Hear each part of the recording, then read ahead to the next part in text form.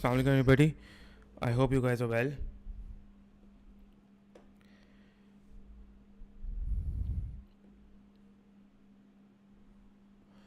Walaikum assalam.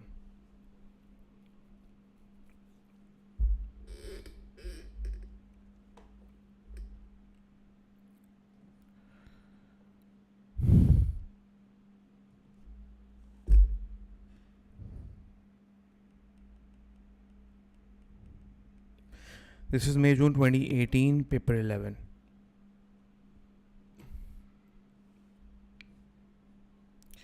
Okay, so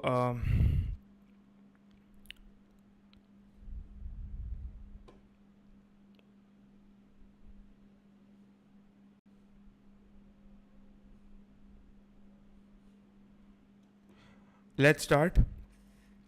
Question number 1 says, what would be the opportunity cost of growth in an economy? Now, the opportunity cost of growth, the correct answer should be what? It should be D for David. The reduction of consumption if growth requires investment. Definitely, as economic growth would involve sacrificing your current consumption to increase your capital investment. And the opportunity cost here is the foregone consumption. So 1A would be the correct answer.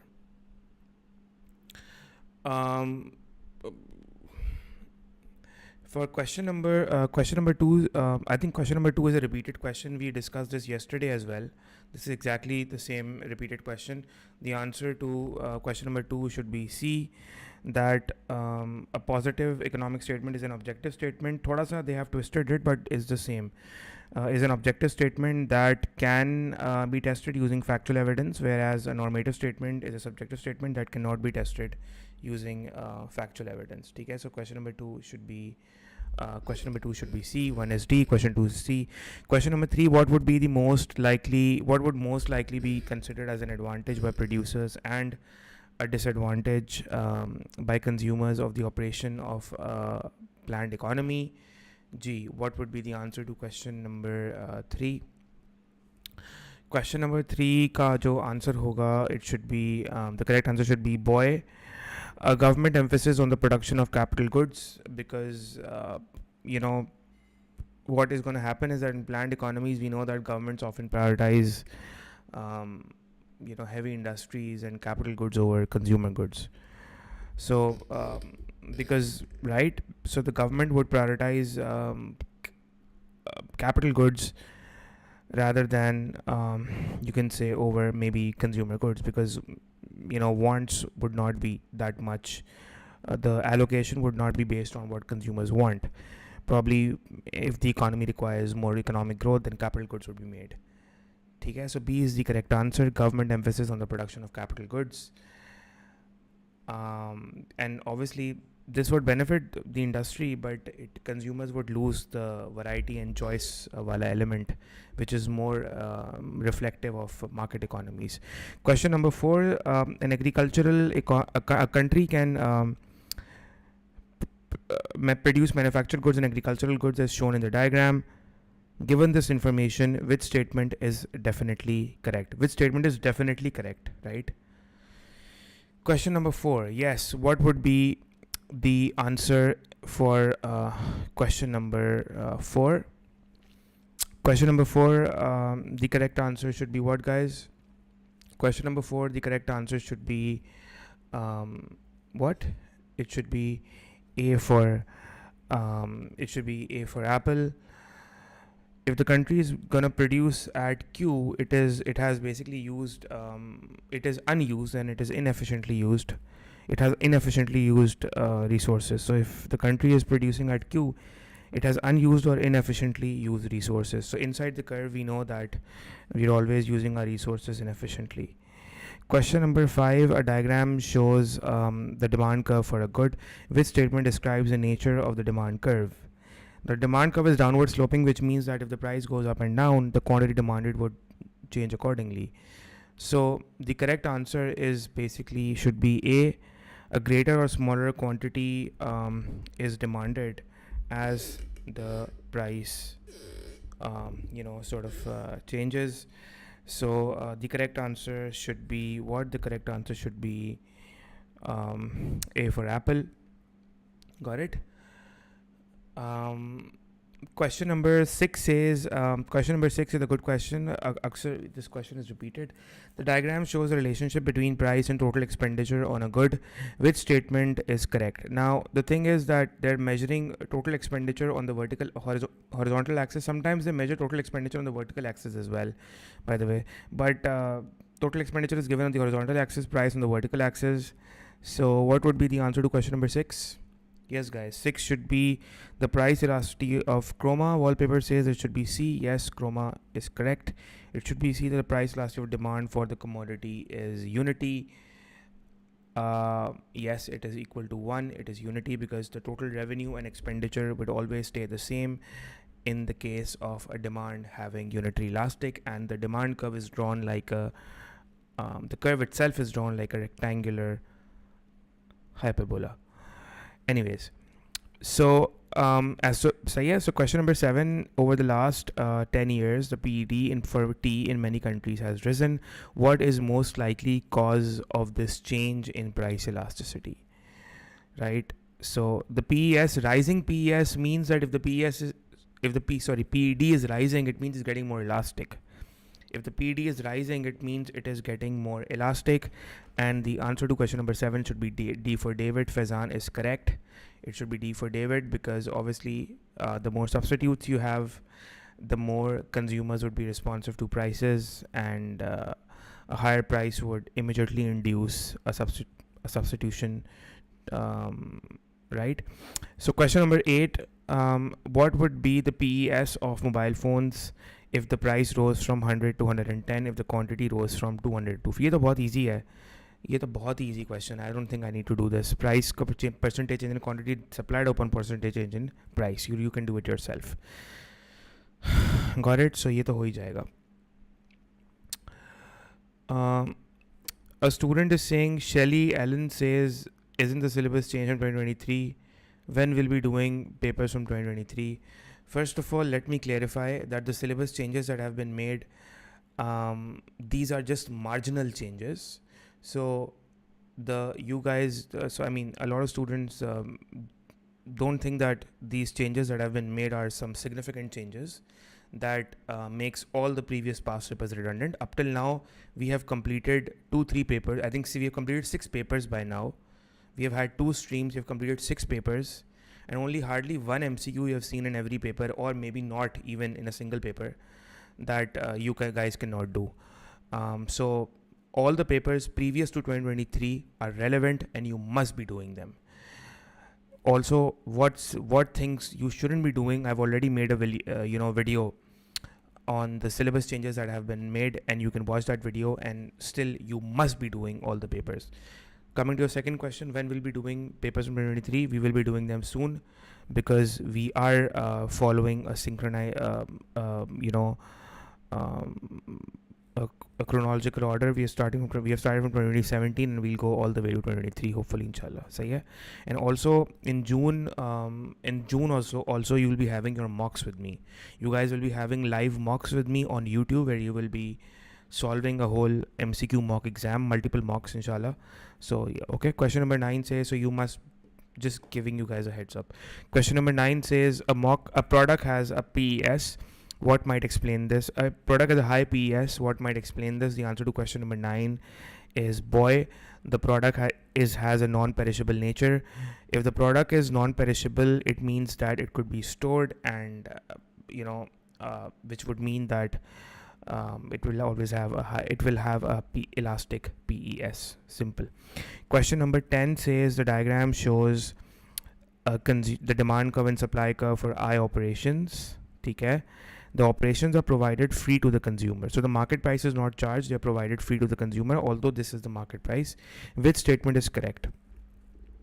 Yeah, which statement is correct? Question number 10. Come on, guys. What should be the answer to question number 10? You guys can share the link of the stream with your peers so that they could join. The answer to question number... Abdul Rafe says B. Simple. Abdul Rafe, B is incorrect, beta. B is not the answer. Sir, consumer surplus here would be ODS1. Zabardast. Excellent, Faizan. Excellent. Exactly. Muskan says D. Yes, better D is the correct answer. And coming to the consumer surplus part, a lot of students, what they did was they basically thought that since the product is basically sold at zero price, so the area under the demand curve is the consumer surplus, and they think that all of this is the consumer surplus, which is incorrect. Reason being that you know, even if at zero price the demand is D1, the supply is fixed at S1. So all of this is really it can't be purchased by the consumer. So consumers won't enjoy a surplus because they can't purchase this quantity. So the point being that at zero price, the whole area under the demand curve would be not the entire area under the demand curve, but only all the way up till S1 would be the consumer surplus at zero price. Which is an excellent question, and if I was the paper setter, I would have definitely given such a question where I would have asked that what is the consumer surplus. I think there is a past paper question on this sort of question as well. So the consumer surplus would be ODS1. Had supply curve been a line, that would have been somewhere. Had supply been at D1, so then the consumer surplus would have been the entire area under the demand curve, but not over here. The correct answer is the correct answer is C, not D. The correct answer is C. The equilibrium price, I didn't read कि वो zero लिखा हुआ है. I just meant to say कि equilibrium price P है. What I meant to say was that equilibrium price is P. I didn't read MCQ D properly. But equilibrium price is P. P for Peter. And the reason why this is the correct answer is because if you look at question number 10, despite I operations being free to the consumer, like me and you can just go there and get our eyes operated free of cost, the market equilibrium would still exist at P, because obviously market equilibrium, what is market equilibrium? Market equilibrium is the point where the demand equals supply. Clearly at zero price, the demand is not equal to supply, because demand is D1 at zero price while supply is S1. So there's clearly a big shortage. So that is definitely not the market equilibrium. The market equilibrium price is P.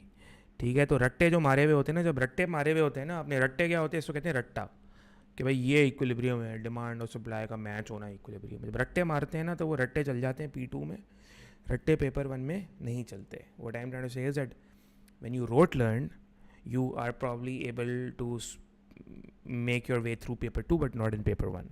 Conceptual understanding is a must.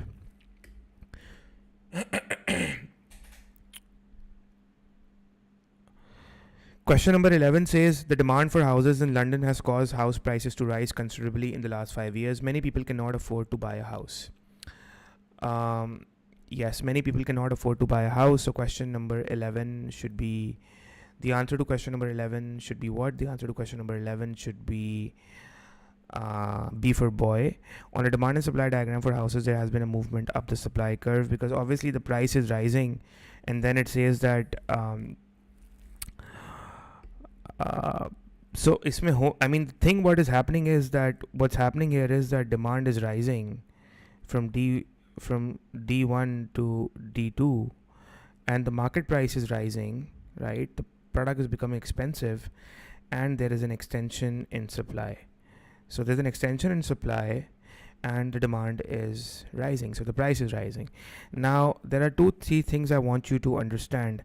That it says that a demand for housing has caused prices to rise, so we can see that the price is rising, and then it says many people cannot afford to buy a house. So many people cannot afford. Why are we saying that many people cannot afford to buy a house? Why are we saying that many people cannot afford to buy a house? Could someone link this to the price mechanism in the comments?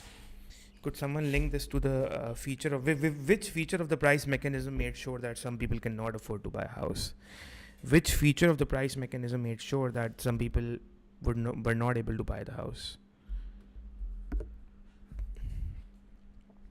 Which feature exactly, Faizan? Rationing. Rationing made sure that some people could not buy the house. Faiz Ijaz, bilkul rationing, Faiz correct, because when demand went up, so there was a shortage equivalent to the distance between A minus B, And the fact that this shortage needs to be solved, well, the price mechanism automatically made sure that that happened.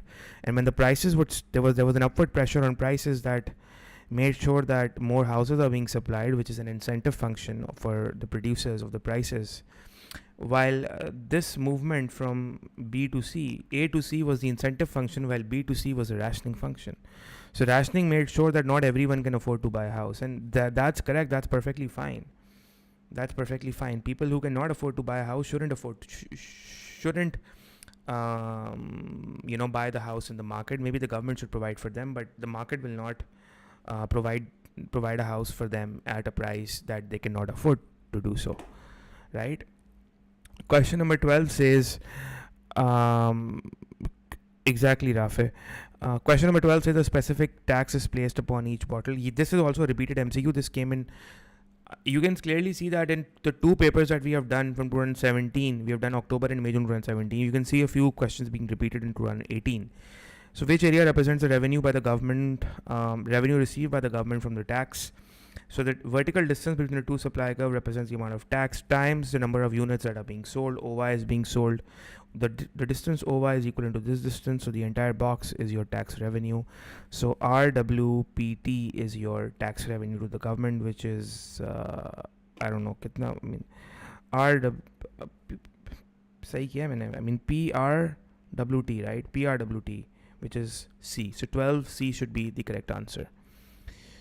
Question number 13 says, which area represents producer surplus? Now, producer surplus is the area below price, above supply. So this is your producer surplus. Now, they have actually just tried to play around, and they're just trying to act smart by, so as in this area is the revenue received by the producer. WYOZ is the total revenue that the producer receives. The area under the supply curve is representing your total variable cost, or the marginal cost for producing every unit up till OZ. The area under the supply curve represents the marginal cost for producing every unit all the way up till OZ. And if you sum all the marginal costs up, you get the variable cost. So technically, it's total revenue minus your total variable cost is your producer surplus. So what you're trying to say is that if you calculate OWYZ minus OYZ, so it should be B for boy. This is your producer surplus, right? But then OWYZ minus OYZ. B is the correct answer. Okay. Question number 14 says, which statement about maximum and minimum prices is correct? Question 14, which statement about the maximum and minimum prices is correct? I think the answer should be A. Effective maximum price a shortage would develop, because if your maximum price is below your equilibrium, which should be below the equilibrium, maximum price above the equilibrium is not effective, and the product is being sold at the equilibrium price, so there's no shortage at all. But a shortage will develop if it's an effective maximum price. So A should be the correct answer. Question number 15 says, the diagram shows the effect on a market for a product because of the introduction of the government subsidy. Now, what will be the result of the payment of the subsidy? So if the government is giving a subsidy, what will happen if a subsidy is given? That's what the question is asking us to do. I mean, that's what the question wants us to find out. What will happen because of the subsidy? So the correct answer for this question should be A for apple, A for alpha, A for apple, A for Adil, because consumer surplus has to go up because the price is going to fall, right? So when supply goes up, supply shifts, right, to the outwards, the price goes down. And so the simple reason is that if you expand your demand curve all the way up to the vertical axis, the old consumer surplus was this particular area. This particular area was your old consumer surplus. This particular area was your old consumer surplus. But now your new consumer surplus would be all the way up till here, right? So you have a new consumer surplus. So the blue triangle minus the red triangle is your gain in consumer surplus, which is actually this. I think this is a trapezium, right? This shape, A plus B. This whole is your gain in consumer surplus, right? Got it? Question number 16 says, why are pensions paid to retired citizens? Okay, so before I move on to question number 16, there's a comment that says Sir, in MCQs, usually two options look so correct. Yeah, so that's, see, at times, I'll tell you two things. Do remember, and from here onwards, and as I speak, I want you to listen to this very carefully, that either all the three options will be incorrect and one will be the right answer, all three will be the wrong answer, or two options would, so either you would need to select between two options and both options would be somehow correct, but one of the options would be the best answer or the definitive answer, the certain answer. So the other option might not be incorrect, but it might not be definitive or certain. So and that is exactly what MCQs want you to do. MCQs want you, see, paper 2 is paper 2 jo aap log de, you have given paper 2. So that was testing your writing skills, your learning skills, and how well you wrote, learn, and memorize, and then you expand on your knowledge. It was all about your writing skills. This paper is not about writing, it's about understanding and conceptual, and you need to use your head, right? It also tests a bit of your IQ levels as well. So it's going to test the application of whatever you have learned. And yes, MCQ paper is very simply, I'll be very honest, brutally honest, that MCQ paper is tricky. So yes, two options would be tricky. That's what the MCQ paper is meant to do. The MCQ paper is meant to make you guys think upon whether it's A or B, and then you need to win over whether it's A or B. But then whenever you're stuck on whether it's A or B, and whenever you want to mark A, so just read the question again at that time, and then think clearly, try to think clearly that what if it was B? So why can't it be B? Think with the best of your abilities. With time, you will improve on this, with time. And that is exactly why the MCQ paper is always kept in June, because this is a very new skill that needs to be developed among students. And students who will sit on doing the MCQ papers 2 days before, they will end up making silly mistakes in the exam. Anyways, question number 16, why are pensions paid to retired citizens as an example of transfer? Sir, can you explain part C? What do you mean part C? Which part C do you want me to explain? Rutba, whatever the name is. Which part C? हमेशा please question number के साथ बोला करें. Part C या part D. Always talk about why. Okay, so I'm moving on now. Question number 16. The correct answer should be 16 should be retired citizens produce no output. 16 should be boy, because obviously transfer payment mein, there's no economic transaction. This is not an economic transaction, it's just a simple transfer from A to B. So the money is going out from my pocket to your pocket, that's all. And you're not producing something in return, you're not producing something and selling to me, so there's no GDP generated. This is simply a transfer, that's it. Nothing is produced, nothing is recorded as part of GDP. There's no economic transaction, there's no exchange or trade taking place. Question number 17, what is definitely a feature of a nationalized industry? Now, what is definitely a feature? So the government owns the industry, capital should be the answer. Question number 19. Question number 19. Question number 17 should be C for Charlie. Okay. So yeah. Nationalization means state, because nationalization means state ownership, right? So government owns the capital. Which government action would be identified as a direct provision of goods and services? आप एक चीज़ note करिएगा. I mean, 17, why not D? 17, there is no competition. There is competition, not the kind of competition that exists in market economies, but why wouldn't there be competition among the government firms? There would be competition, but that competition will not be there to sort of maximize profits. That competition would be there would be competition, because it's not necessary that there won't be any competition. Two government firms providing something, why won't they be competing? They would be competing, but the competition would not be in the context of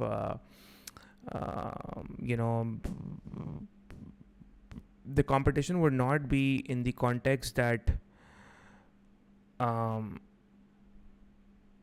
the competition will not be in the context that the market will punish those who are not able to compete while it rewards those who are able to successfully compete. Now that's how the market economic system, reward and punishment, works. It punishes those firms who are not able to compete because of being inefficient, while so if two firms are competing and one is inefficient, still they would survive in a market which is where the government is providing and allocating resources. So competition would exist. 17 boy says no profit is made from supplying its product. This is incorrect. This is the wrong concept. The concept that government firms make zero profit is incorrect. Why would the government make zero profit? The government will make a profit. However, they will not maximize the profit. They will not take steps to maximize profits at the cost of inequitable outcomes. So this concept is untrue, that profit is not made by supplying its products. Governments, organizations, and firms do make profits, but not at the expense of making inequitable, resulting in not at the expense of that resulting into inequitable outcomes. Equity and equality is the topmost priority. Okay, got it, Samra? Question number 18 says which government action would be identified as a direct provision. Iska answer is very simple. It's 18 is A, road maintenance, because the government is directly going to provide the road maintenance and the raw materials, and the government is going to maintain the road itself, and that is an example of direct provision. The government is doing the job itself, is basically providing the product itself. The government is directly providing the road transfer maintenance service. It's an example of direct provision. It's not that the government is subsidizing the private sector firms to sort of reduce the cost of private sector firms and asking them to do the road transfer. It's just providing it itself. 18 का भी देखें, जब भी आप मुझसे पूछे ना why not A या why not B या why not C, प्लीज़ आप MCQ नंबर साथ पूछा करें. Always give the MCQ number for why not this and why not that. 18 का answer why not B, I'm assuming you're answering for 18, but 18B, making payments to low income families with elderly dependents. Making payments to low income families with elderly dependents, this is welfare benefits or transfer payments. This is not government provision. Question number 19 says in 2016, the budget statement, the South African government proposed stimulating business activity by the removal of regulations. So removing the regulations, it also announced the government's expenditure was expected to grow by 7.1%. So what I usually used to do is, and I expect my students to do as well, that write the pointers. You know that what they will ask, they will expect you to understand the effect on demand, AD and AS. So just say government spending going up and removal of regulations, so regulations going down. So if government spending is going up, AD has to go up, regulations going down means AS has to go up as well. Now I clearly understand that AD should shift to the right while AS should shift to the right, and I think C should be the correct answer for question 19. So always write this down, narrow down the options. Side mein likhne se it just makes it very easier for us. Question number 20 says what would be certain to cause a fall in the country's cost of living. So cost of living, when would cost of living go down?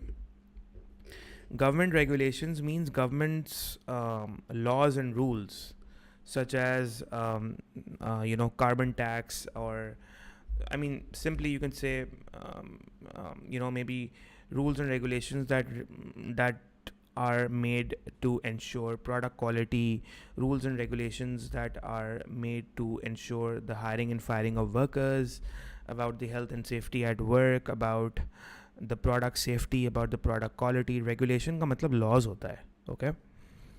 Question number 20, and regulations are a cost on the firm, so it's a cost of production. The lower the regulation, the lower the cost, and vice versa. Question 20, what would be certain to cause a fall in the country's cost of living? So the answer to question number 20 should be a negative rate of inflation, because a negative rate of inflation would mean deflation, and deflation should definitely mean prices are going down. It should reduce the cost of living. Okay. So C is the correct answer for question number 20. 20 is C.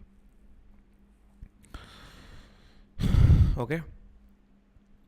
Question number 21 says the table figures for household spending in the UK economy. Yeah, question number 21.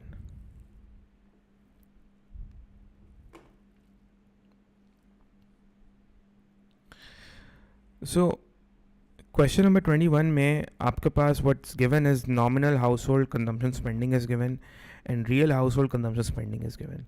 Now, nominal household consumption spending, whenever you hear the word nominal, it means something is basically measured at current prices.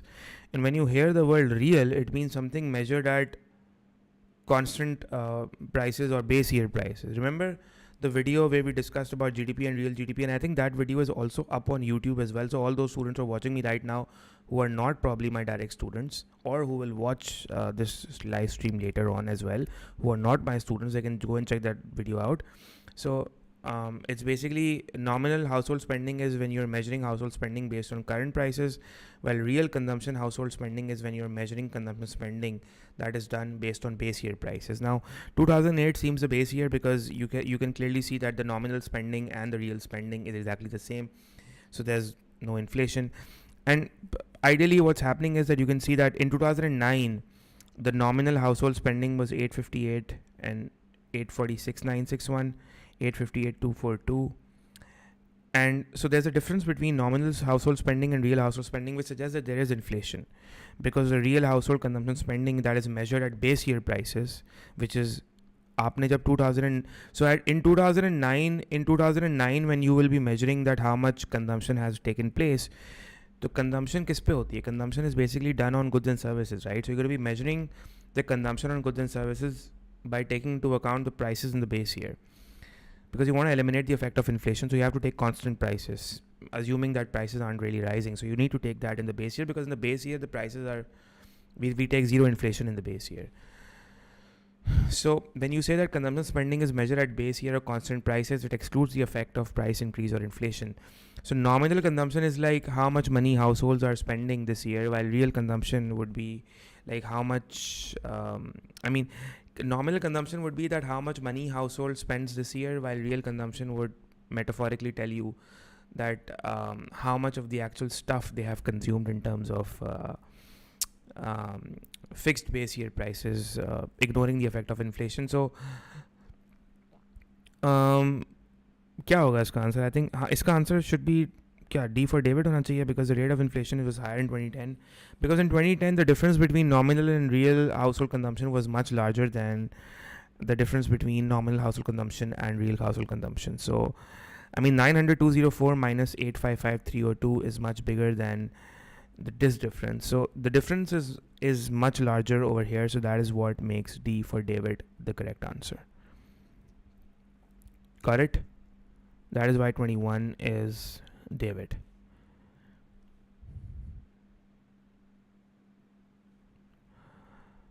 Right? 22, the table shows, look at 22, the table shows the trade in goods and services for a selection of countries.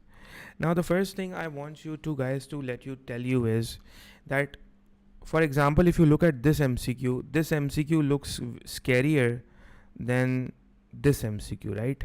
Now this MCQ looks less scarier because this is just a simple line and then you have 4 options, while this MCQ has tables and it has numbers and I don't know what not.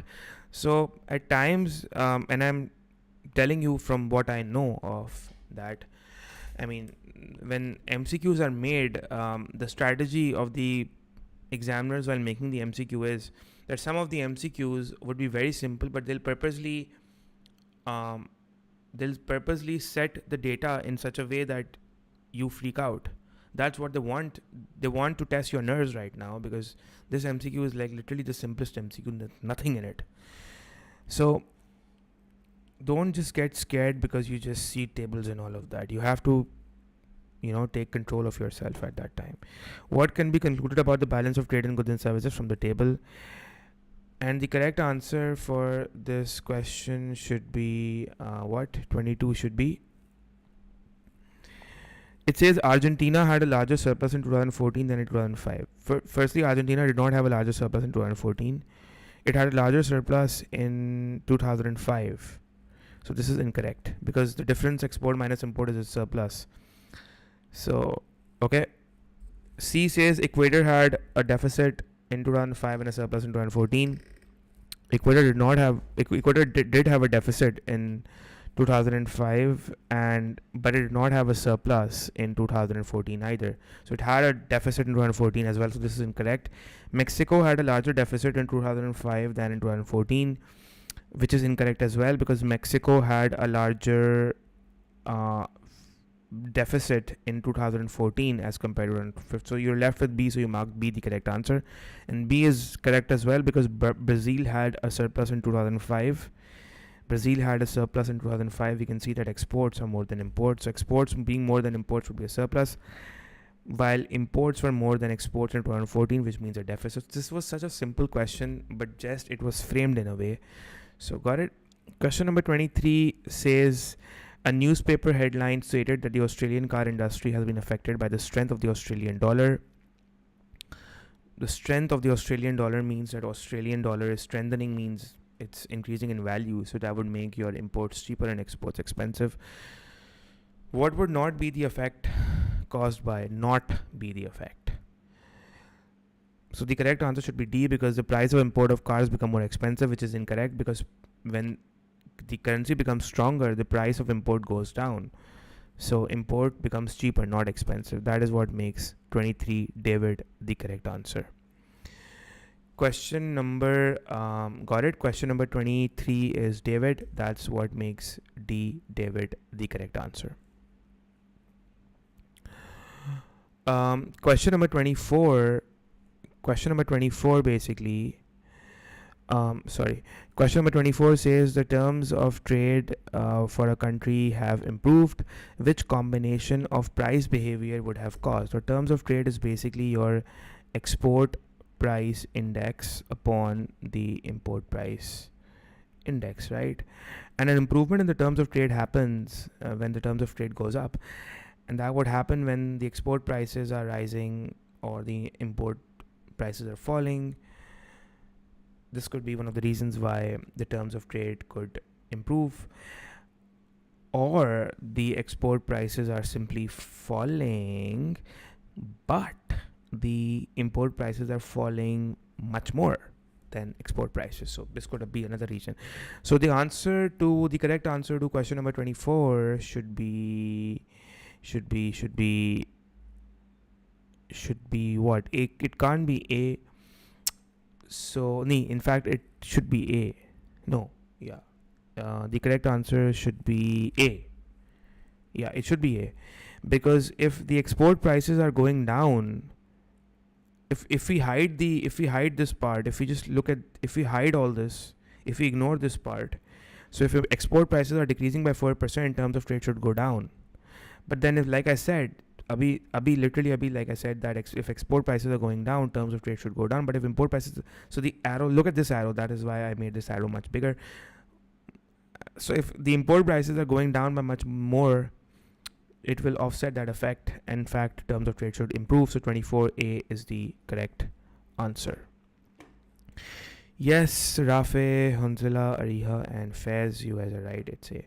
Question number 25 says the graph shows the production possibilities for two commodities X and Y in two countries M and N. If you want to score well in comparative advantage MCQs, you need to watch my video on YouTube on comparative advantage. Otherwise, you will find these MCQs difficult, but that video should make it very easy. Anyways, you have two countries M and N. What will be the effect of an agreement between M and N to exchange the commodities at that rate? So it says, A says both countries will gain because their consumption possibilities will increase. So see, both countries, both countries will gain. First, we need to see that whether they are capable of transacting or not. Countries in M will lose because the unit of Y. No, I mean, we need to check that as well. Neither country will gain because they both have both cannot have a competitive advantage. Only country N will gain. Okay, so let's see what's happening here. So you have country M, you have N, you have you have Y, and then you have X. And for it says that let's look at the opportunity cost ratios. For country M, the opportunity cost ratio would be 1:2, right? For every 1y that is made, you forgo 2x. And 560, if you divide 560 by 140, it should be 4. So for every 1y that country N makes, it forgoes 4x. So the opportunity cost is much lower in country Y, and since so country Y should trade, country M should specialize in Y, while country N should specialize in X. And now let's look at, so we have a competitive advantage here, certainly. Country M has a competitive advantage in Y, while country N has a competitive advantage in X. Now we should look at the terms of we should look at the exchange ratios, which says 1y for 3x. Now 1y for 3x basically lies certainly between the opportunity cost ratios. So trade should take place, and if trade takes place, both countries will gain, and definitely their consumption possibilities will increase. So A is the correct answer. 25A is the correct answer. Question number, got it guys? 25A is the correct answer. Both countries trade should take place because the opportunity cost ratios lies between them, and if trade takes place, the consumption possibility would be much more than the production possibility. Question number 26 says, academic work says 25 could be B. 25 cannot be B. Consumers in country M will lose because a unit of Y. Countries in country M will lose because a unit of Y will cost 3x instead of 2x. Consumers in country M will lose. Let me sort of read what this is saying. Countries in country M will lose because a unit of Y will cost 3x. So you need to understand that if country M is specializing in, if country M is sort of specializing in good Y, then it will make good Y, and if it makes good Y, then it is going to export good Y and it will import X. And if country Y exports good Y, it means that it's going to export 1Y, and in return it's going to get 3x. But got it? Do you understand, Mr. Academic, that if country M exports 1Y, it's going to get 3x in return? Got it? But, and this is a better deal. This is a much better deal, because if country M was not producing Y, if country M was not producing Y, it was only producing 2x and only consuming 2x. But now the country M can actually give away 1Y and get 3x in return. So if country M before trade, if country M was not producing Y and giving up Y by not producing it, it was only able to produce and consume 2x. But now country M can give away 1Y by exporting Y and in return get 3x. So not only will country M be able to make more of Y, but it will also be able to export Y, and in return it will be getting 3x instead of 2x. So it's a great deal. So this is incorrect. Consumers in country M are not losing.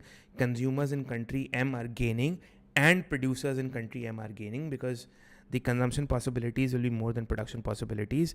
Initially, in country M, you could only consume 2x only, but now you can consume 3x. So definitely country M is gaining. So yeah, okay, I have mathematically proved as well.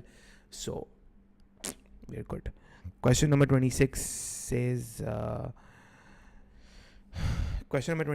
in the diagram, D is a country's demand curve for an imported good. The government imposes a tariff equal to PWPC.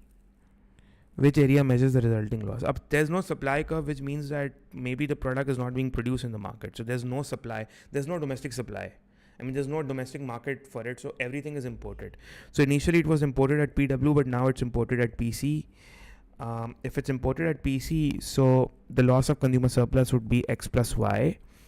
And the gain in government revenue would be, and since the demand goes down, this is the demand only. So this is the gain in government revenue, right? So X is being gained while X plus Y is being lost. Okay. Okay, guys. So A is the correct answer. Could anyone tell me what is area Y representing? Could anyone tell me what is area Y representing in this question? I mean, this entire question could be repeated. And they could also give you a third column where they could say that what is area Y. Could anyone tell me what is area Y here? What is area Y? Area Y is your deadweight loss of CS, consumer surplus, because area X is recouped as gain in government revenue, but area Y there's no redistribution of area Y, so that's a deadweight loss. Aria says deadweight loss. That's perfect, Aria.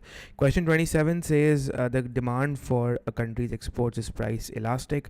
What will be the effect of introducing export subsidies on its balance of trade and on the terms of trade? Good question. So if you come up with subsidies, then if you come up with subsidies, then definitely your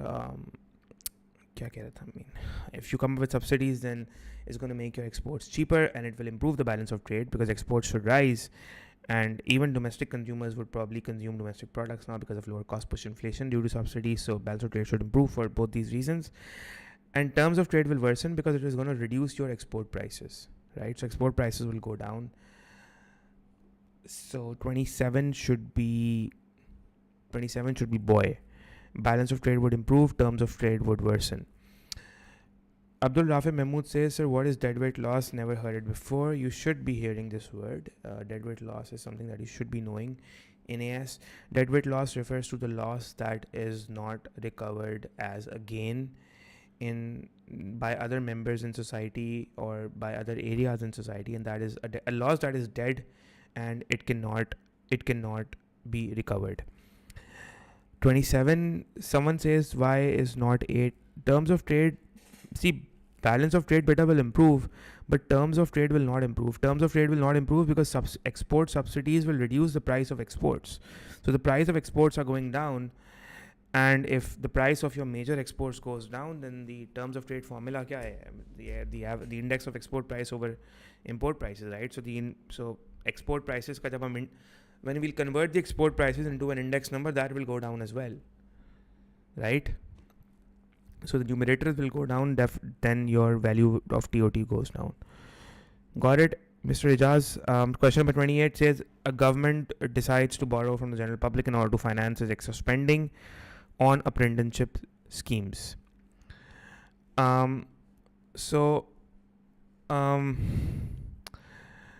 Apprenticeship training schemes are basically training schemes to improve the skills of the workers. So which types of macroeconomic policies are being used? So definitely fiscal policy is being used, because when you're borrowing from the general public,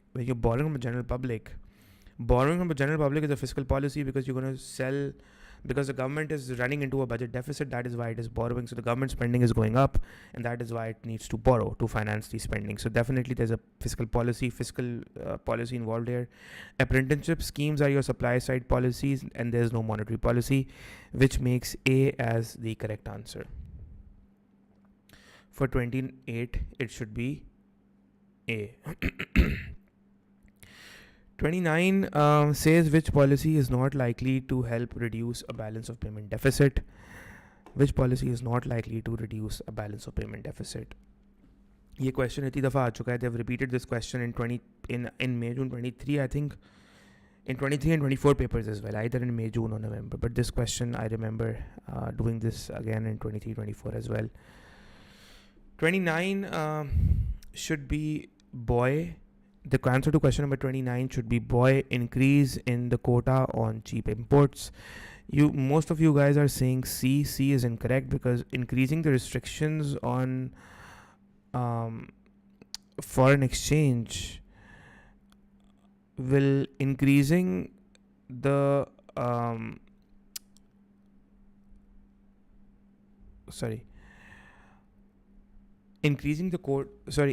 the restrictions on foreign exchange will reduce your BOP deficit. It is going to reduce your BOP deficit. We don't want to reduce our BOP deficit. We want to make it worsen. But increasing the quota on cheap imports means that you're allowing more imports. Sorry. I mean, increasing the quota on increasing import quotas would basically worsen your BOP because you're allowing more imports. So increasing the quota on import means allowing more imports. And I think I gave this example in the last class as well. Let's say Pakistan has allowed a quota of 100 cars to be imported, but now it says 500 cars could be imported. So you're actually increasing the quota on the cars, and that is now from 100 to 500. So you're allowing 400 more cars, and now the question says which policy is not going to, and this will not help reduce the BOP deficit for Pakistan, but it might worsen it because now 400 more cars will be imported, right? So 29 boy is the correct answer. Question number 30 says a country has a target inflation rate of 2.5% and has recently experienced the actual rate rising to 6%. With unemployment falling to very low levels, which policy option is most likely to be implemented? Yes, which policy is most likely to be implemented? Question number 30. So, inflation is 6%, your target is 2.5%, and you want low unemployment as well. So, with unemployment, the answers for this should be interest rates बढ़ा देंगे ना. The answer should be D for David. Because when you will increase the interest rates, you're using a contractionary monetary policy. So, contractionary, got it? Because the inflation rate is 6%, you want to bring it down. So, we will be using a contractionary policy. Got it, guys? D is answer hoga. It won't be A. A says an increase in government expenditure on training. It will make the inflation worsen. See, your target is to reduce inflation. Read the question. It says the country has a target rate of inflation of 2.5 and has recently experienced the actual rate rising to 6%, with unemployment falling to very low levels. And if unemployment is falling to very, very low levels while actual rate is rising, this probably is a sign that the economy is overheating and requires contractionary policies. So 30D would be the answer. So you would want a contractionary policy. Expansionary fiscal policy, dude, would make your inflation worse. Look at the question. It says the target is 2.5%, actual inflation is 6%, and the unemployment is very, very low. Unemployment being very, very low means that your unemployment rate is probably lower than the natural rate of unemployment. That is, your economy is overheating.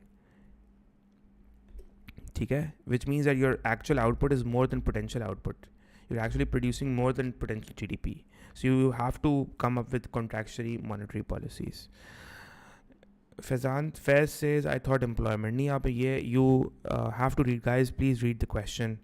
These are silly mistakes that you guys will end up making, and silly mistakes जो होती है ना, ये mistakes forgivable नहीं होती. I mean, you'll always curse yourself literally for the rest of your life because you just screwed up. देखिए, आप मेरी बात समझें. आपका पेपर का थ्रेशोल्ड AS में जो पेपर 1 में होता है वो 23-24 होता है.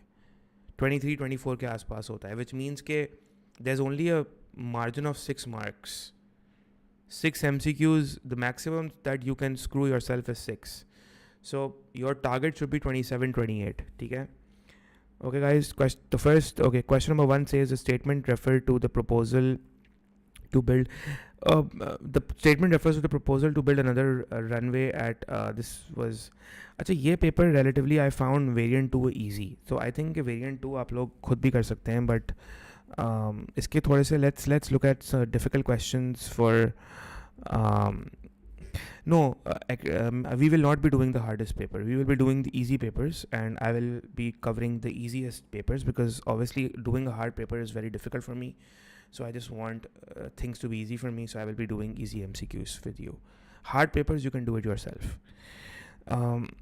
Yx is an economy's PPC. The equation is given. What is the opportunity cost of producing one extra unit of good X? Now, obviously, one extra unit of good X simply means that the opportunity cost of, so if let's say that if you make 1,000 units of Y, you will be foregoing 500 units of X. So if you make 1,000 units of Y, then change in Y over change in X, that is simply 1,000 units of Y would be made by foregoing 500 units of X. So sorry, producing one extra unit of X है ना, my bad, हम X बना रहे हैं ना, मैंने उल्टा कर दिया. So you're actually making 500 units of X. So in order to make 500 units of X, 500, you need to forego 1,000 units of Y. So the opportunity cost has to be 0.5, which means that for every 1 unit of X you make, you forego 0.5 Y. So the correct answer should be, question number 2 should be, I think A. Question number 2, correct answer should be, सही किया मैंने?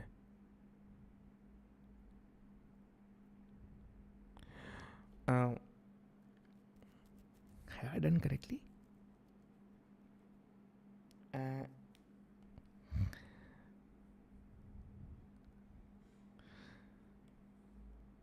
Have I done the correct? What is the opportunity cost of producing one extra unit of good X? So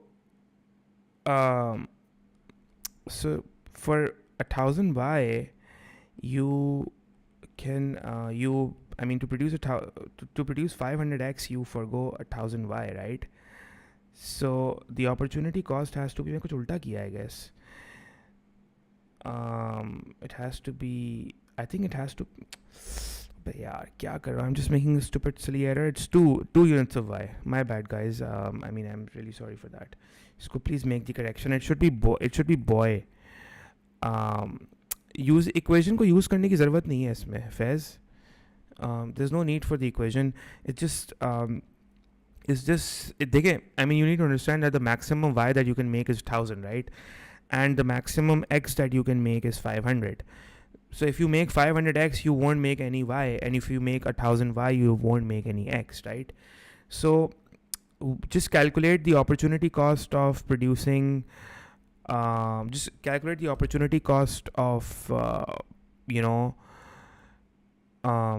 you produce 500 Y, you forgo 1,000. If you produce 500 X, you forgo 1,000 Y, right? So if you produce 500 X, you're actually foregoing 1,000 Y.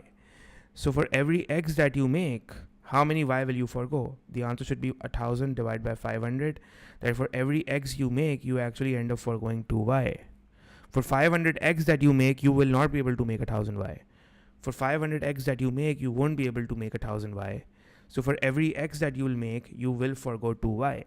So the correct answer is 2 units of Y. Okay. So the 2 का होना चाहिए B. 2 should be B. Okay. Moving forward, question number 3. A farmer picks 10 kg of strawberries each year. Coming to the academics question regarding the hardest papers.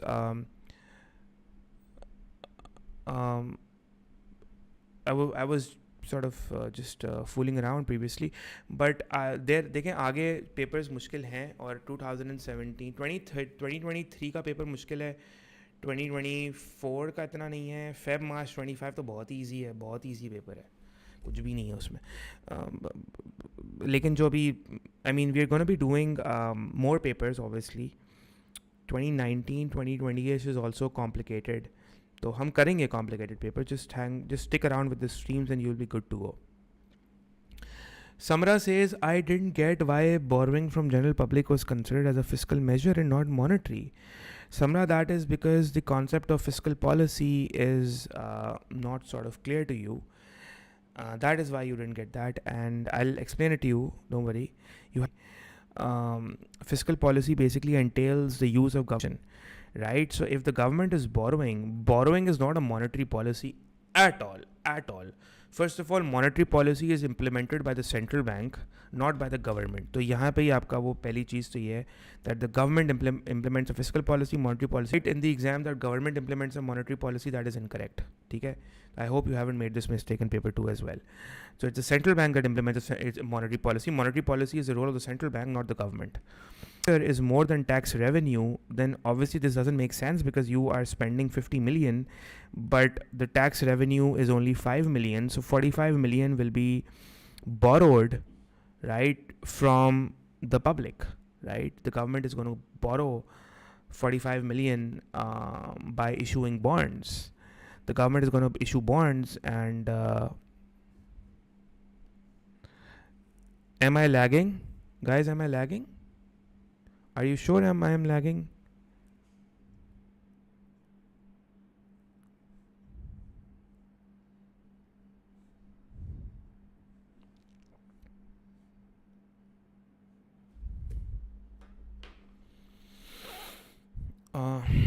अभी सही हो जाएगा. It's gonna be fine and just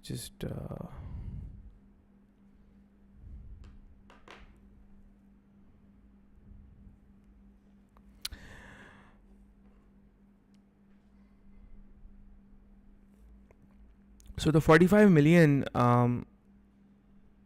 okay, just wait for a minute or two. It's going to be fine. Just wait.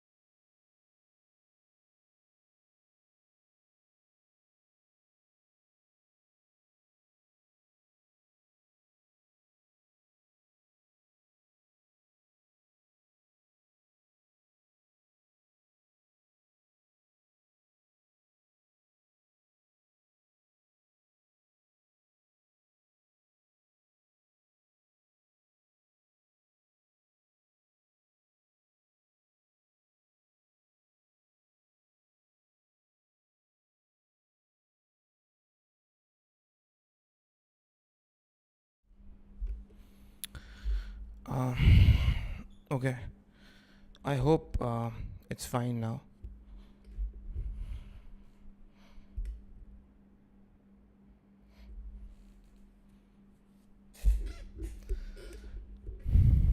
G, is it fine? It's fine, right? Yeah, so I was sort of answering earlier about what I was saying was Samra had asked why is it a fiscal policy.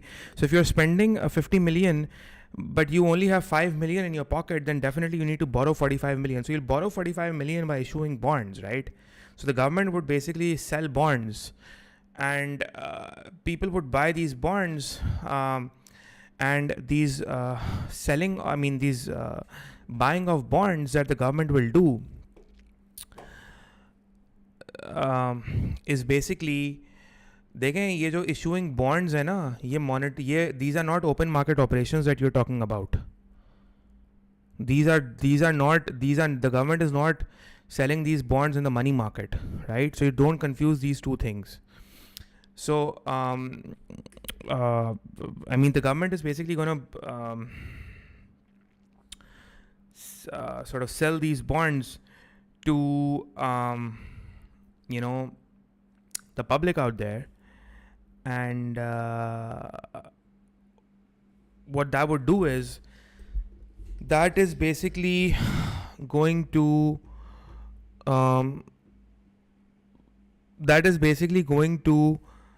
what do you say, that is basically going to क्या कह रहे थे, हाँ, that is basically going to finance the government's expenditures, and that is basically an expansionary fiscal measure, right?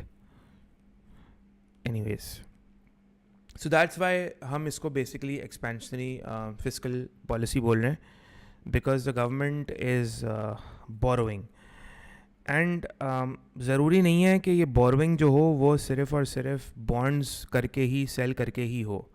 May be it could be borrowing from may be the IMF or the World Bank, maybe, let's say, for instance. It could be, national debt could be via borrowing external debt, right?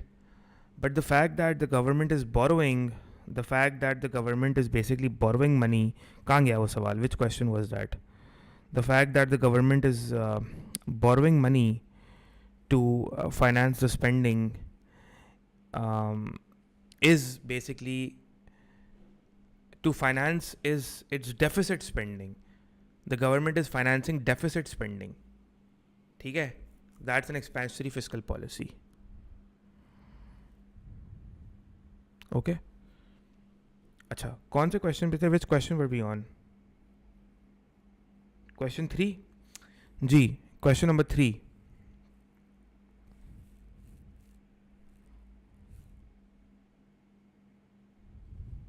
Guys, question number 3. What would be the answer to question number 3?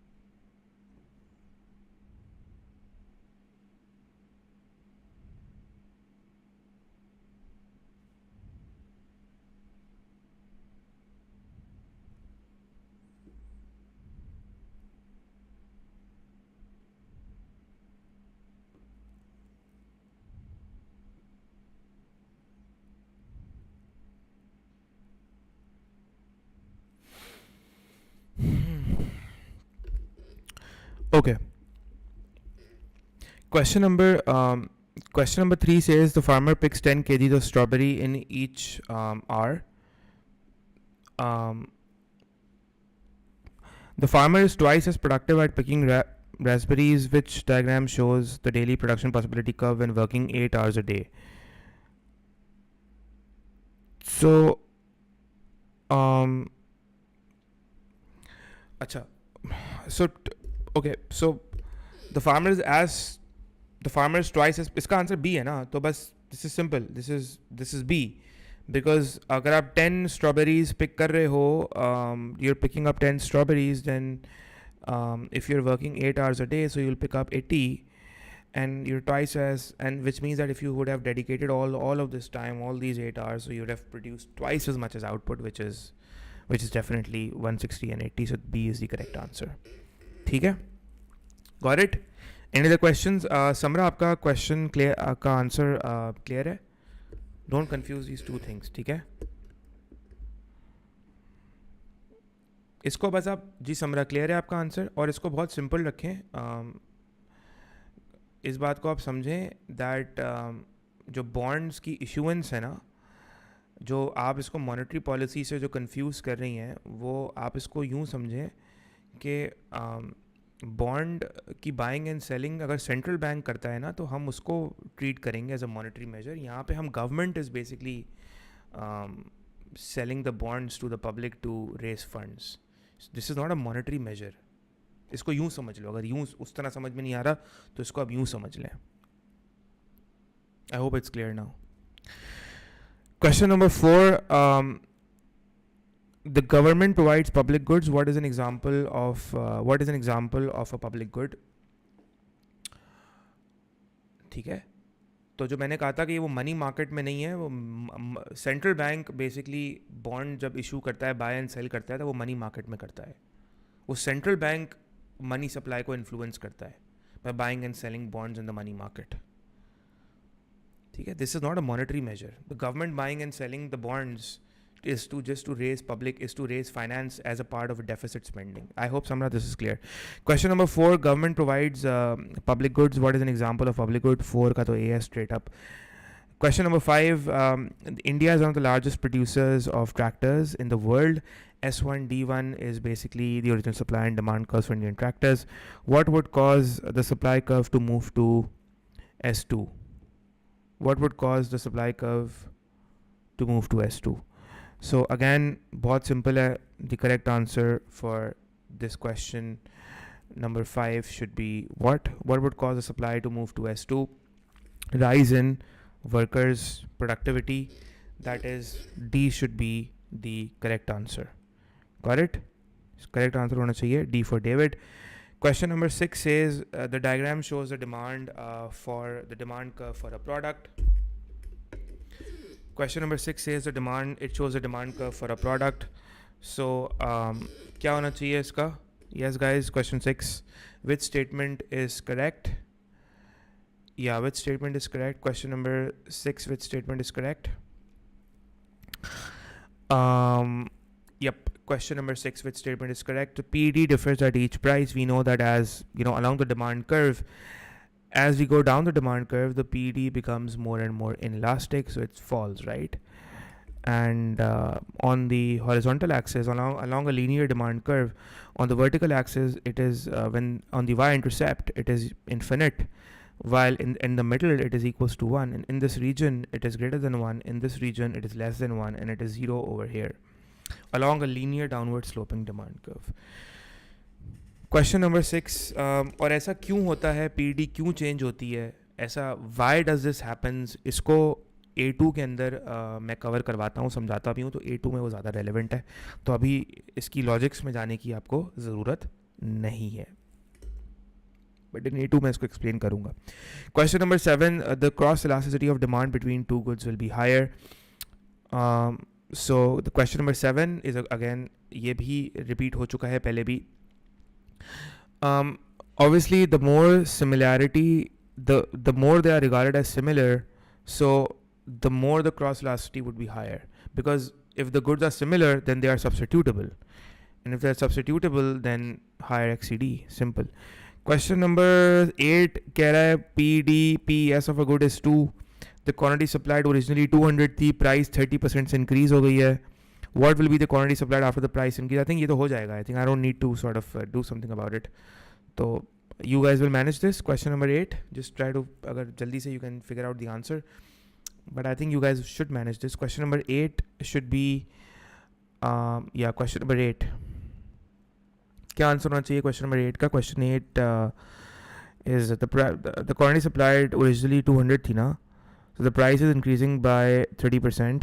So PS का formula is percentage change in quantity supplied upon the percentage change in price. PS plus 2 equals to percentage change in quantity supplied is X upon percentage in price is 30%, which means that the supply percentage, this value is going up by 60%. So just take out 60% of 200, and that would be how much? 60% of 200 कितना होता है? Is, I don't know, 60% of 200 is 120, right? So 120 plus 200 is 320. David, question 8. Asan, easy peasy. Question number 9. Question number 9 says the diagram shows S1 D1, the original demand supply curves for fast food in an economy. Point X is the original equilibrium. Fast food is an inferior good. What would be the new equilibrium position following a tax imposed on fast food and a fall in real income? Tax would shift the supply curve to the left. Fall in real income would shift the demand curve to the left. So supply left, demand left. The correct answer should be D1. D should be the correct answer. D for David. Easy peasy again. Question number 10. When will the price mechanism not function as a system of allocating resources? The correct answer should be boy, when the government maintains an effective maximum price, because again a repeated question hai. If the government maintains an effective maximum price, then the price mechanism will not function because it will not be able to ration out the shortage, because there won't be any upward pressure. No upward pressure would be allowed on price basically. That is why 10 ka the answer to question number 10 is boy, right? Got it. Question number 11. During a certain period, 10,000 units of normal goods are sold at a price of 20. During a later period, 12,000 units are sold at a price of 22. Yes. Question number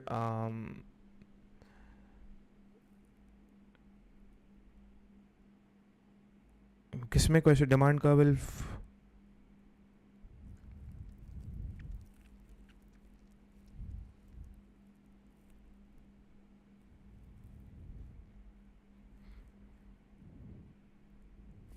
किस में कह रहे हो?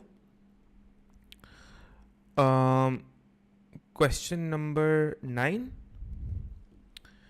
Question number 9, right? क्या था? What was the question? देख लेते हैं इसको.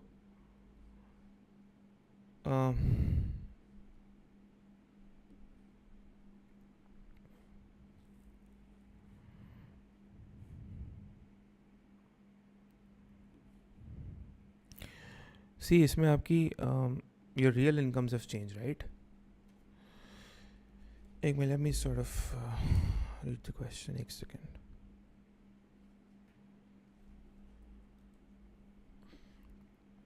Just a second.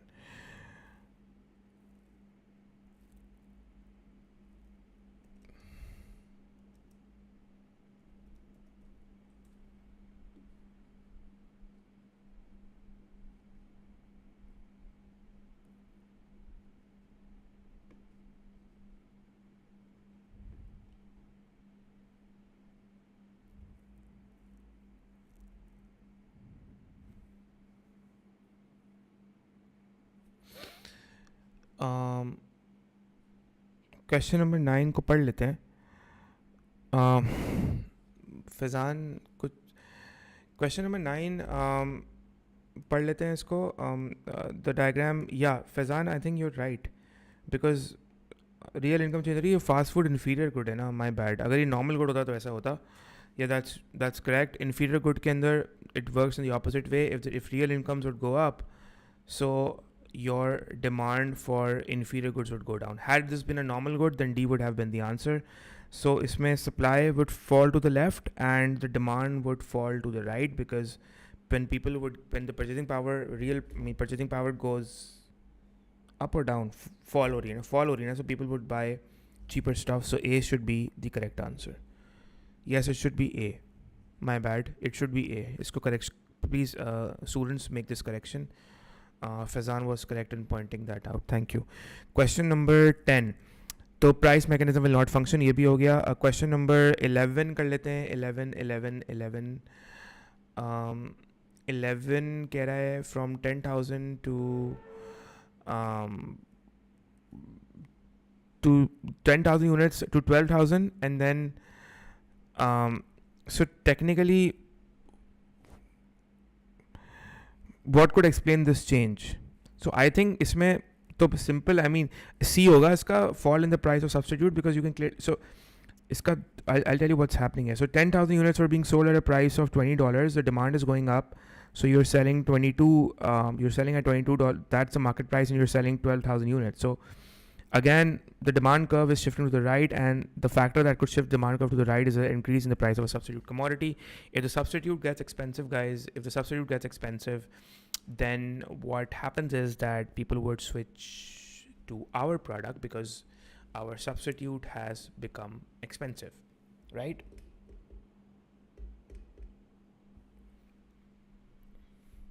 Are we clear on this? Yes. Are we clear? Question number 11.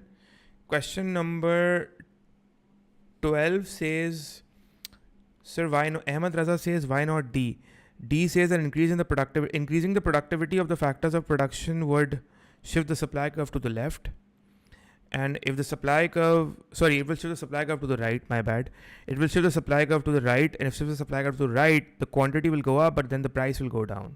So here pe price is going up as well and quantity is going up as well. And this will only happen when demand shifts to the right, not supply. If supply shifts to the right, then more will be sold, but at a lower price. So here pe the price, over here the price is going up. Okay, Ahmed. Question number 12 says the free market is in disequilibrium with a shortage of a product. As the market moves towards equilibrium, what will happen to the price, the quantity demanded, and the quantity supplied? So the market is in a disequilibrium with a shortage. Whenever you want to eliminate a shortage, the price mechanism that does the job itself. It puts an upward pressure on prices that incentivizes more production, which is quantity supplied should increase, the quantity demand should contract, that is the rationing function, and the price should go up as well. So ये देख लो कहाँ पे हो रहा है. 12 का the correct answer should be C, I guess, right? Yeah, C. So 12 should be C for Charlie. And question number 13. Okay, question number 13 says in the diagram D and S represent domestic demand and supply curves. For a product, SW represents world supply. So SW is your world supply at the world price of PW. The initial domestic market equilibrium is at E1. So this is your initial domestic market equilibrium is at E1. If foreign trade, the initial domestic market equilibrium is at E1. Acha. So if foreign trade were to be banned completely, the domestic market equilibrium would be at E2. Okay. Okay. What would be the loss of consumer surplus if all foreign trade were banned?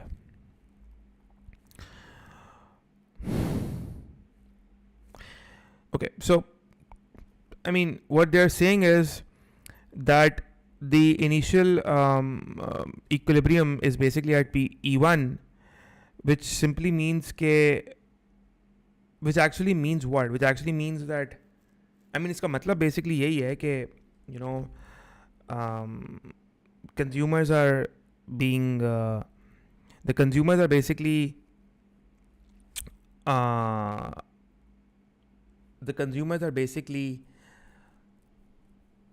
purchasing Q1 at a price of PW, all of it. All of it they're purchasing. They are purchasing the entire Q1 at a price of PW, and if foreign trade was to be banned completely, which means that all of this is sort of probably purchased, imported, and then sold in the domestic market. All of this quantity is basically, all of this demand, Q1 demand, is being purchased by domestic retailers and then sold in the domestic market at a price of PW. And so PW pe Q1 is being sold and the consumers are happy. But if foreign trade were to be banned completely, then to hell with the world price. So obviously now E2 will prevail, because now the domestic market equilibrium would be E2, because ab koi product, nothing will be imported. Everything would be produced domestically at a price of Y. So E2 would be the equilibrium. So now they're saying what would be the loss of consumer surplus if all foreign trade were banned. And I mean, the loss of consumer surplus would be this region, right? Y, PW, E2, E1. So PW, Y, E2, E1, this region is your loss of consumer surplus. So B should be the correct answer. Boy should be the correct answer. Are we good, guys? Question number 14 says a government wishes to impose a tax on goods so that the producer and the consumer pays most of the tax, so that the producer and not the consumer. So you want to put all the burden on the producer, which means the demand has to be more elastic. Which type of elasticity would be best for the good to achieve this aim? So the demand has to be more elastic. 14 should be B for boy. Low price. Sorry, my bad. 14 should be A for apple. High price elasticity of demand, because in this case producers would bear the most burden. Got it? Question number 15 says the diagram shows the effect on the supply curve of a product when the government provides a subsidy.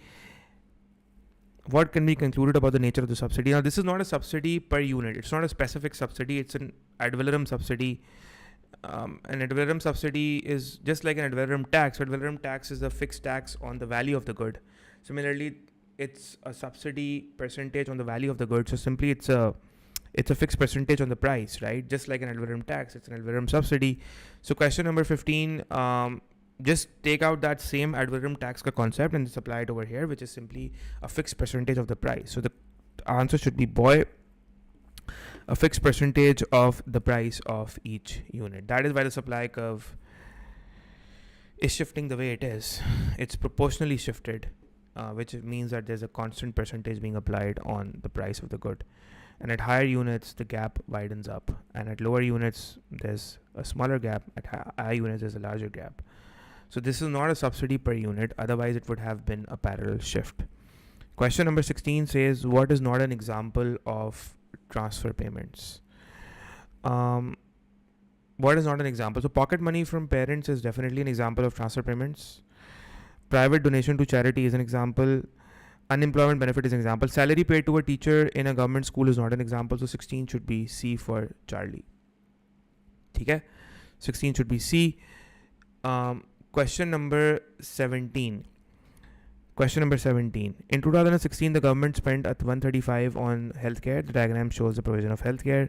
What can we deduce about the healthcare provision in the country if it is provided at zero price? Yes, guys. Question number. Sir, how A? What do you mean how A? Which how A? Like I've already told you, baghair uske you guys shouldn't mention without the wo. Please mention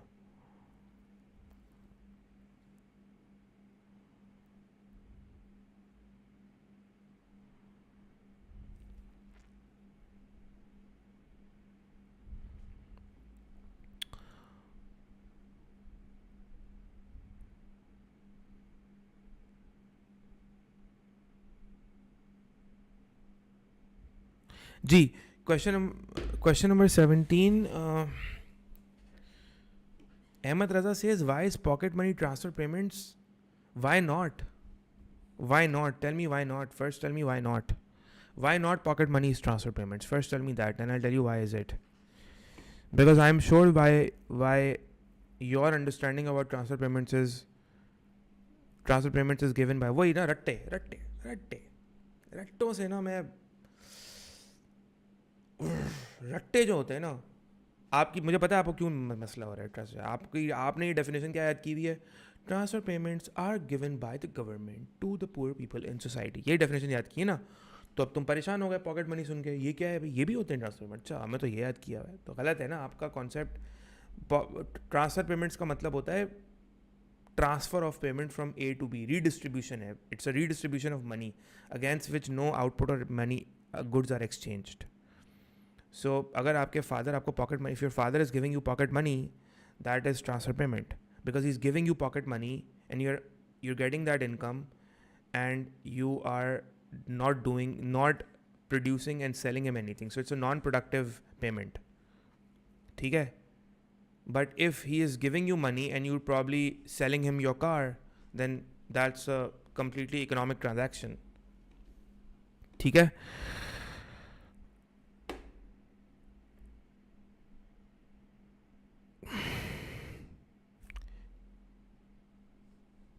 Question number 17, answer to question number 17, guys, come on.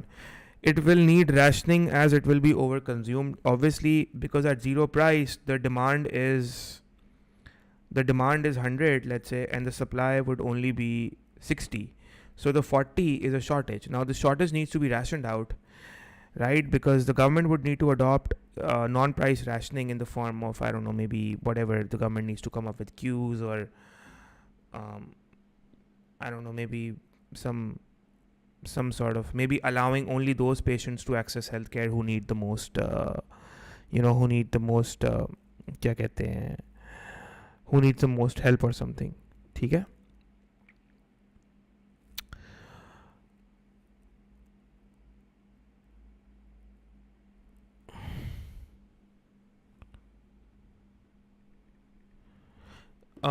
Question number 17 should be D for David.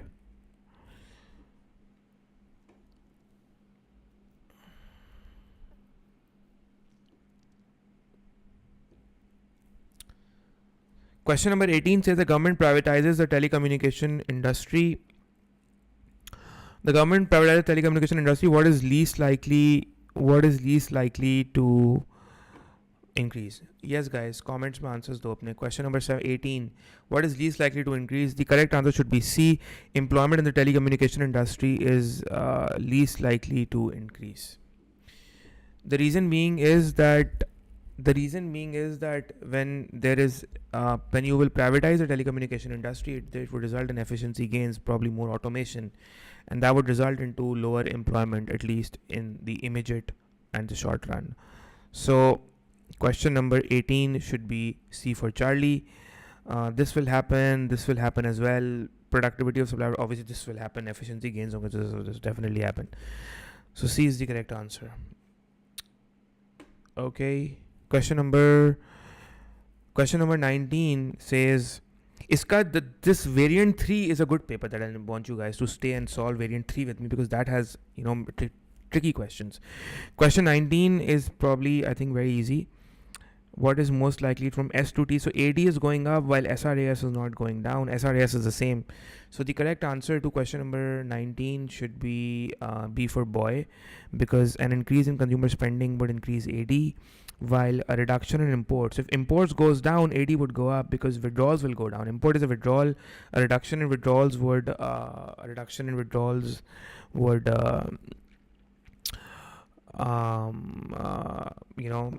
AD to go up, right? So definitely 9 should be boy. Question number 20. The diagram shows inflation rate over the diagram shows. Yes, question number 20.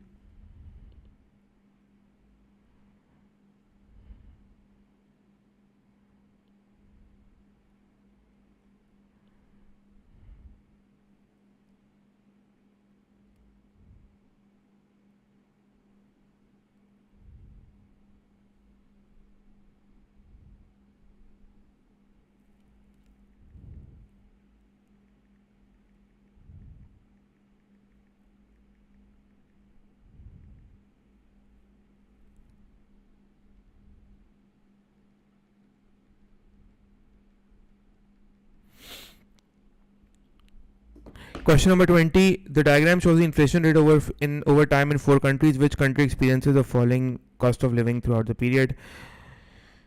The answer should be D for David. Very simple, because the cost of living is actually A and B to ho nahi sakta, because A mein there is inflation as an accelerating rate. In B there is inflation at a deaccelerating rate, as a decreasing rate. There's disinflation here, but even in disinflation the cost of living rises. So this is both is not true. A and B may, because the inflation is see, if the inflation rate is positive, as long as it is positive, the cost of living is rising. Whatever the rate of inflation is, the cost of living will be rising, things will be getting expensive. But if you look at C, the inflation rate is going down and the curve is going down and it becomes negative. So it could be C as well, but then it says, the question says throughout the period. So throughout the period to obviously nahi tha na, because only after this point, maybe this is 2010, only after 2010 cost of living actually reduced. So cost of living was only falling throughout the period in D, because it was the inflation rate was negative. Simple hai yaar ye to. Question number 21 says the government statistical office measured changes in income from employment, pensions, benefits, then subtracted income tax and welfare contribution. This is again a simple question. What did the final figure represent? Question number 21. What did the final figure represent? What did the final figure represent?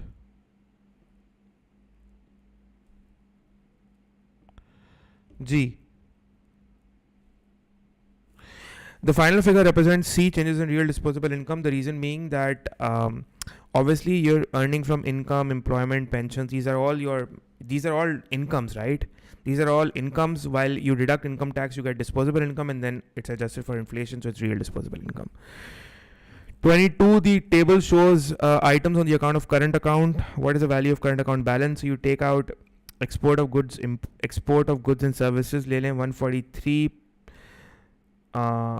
minus 156 plus export of services 75 minus 72 plus net transfers, and whatever the balance is, question number 22, whatever the balance is should be the correct answer. But I don't know what the balance, I think, what is the answer? What is the value of the current account deficit? So 5 million deficit, A. Okay. Question 23, following a long period of depreciation of the US, both US and UK monetary authorities raised their domestic interest rates. What will happen to the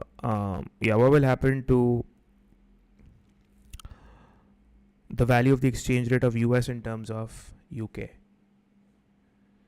Yes. Question number 23.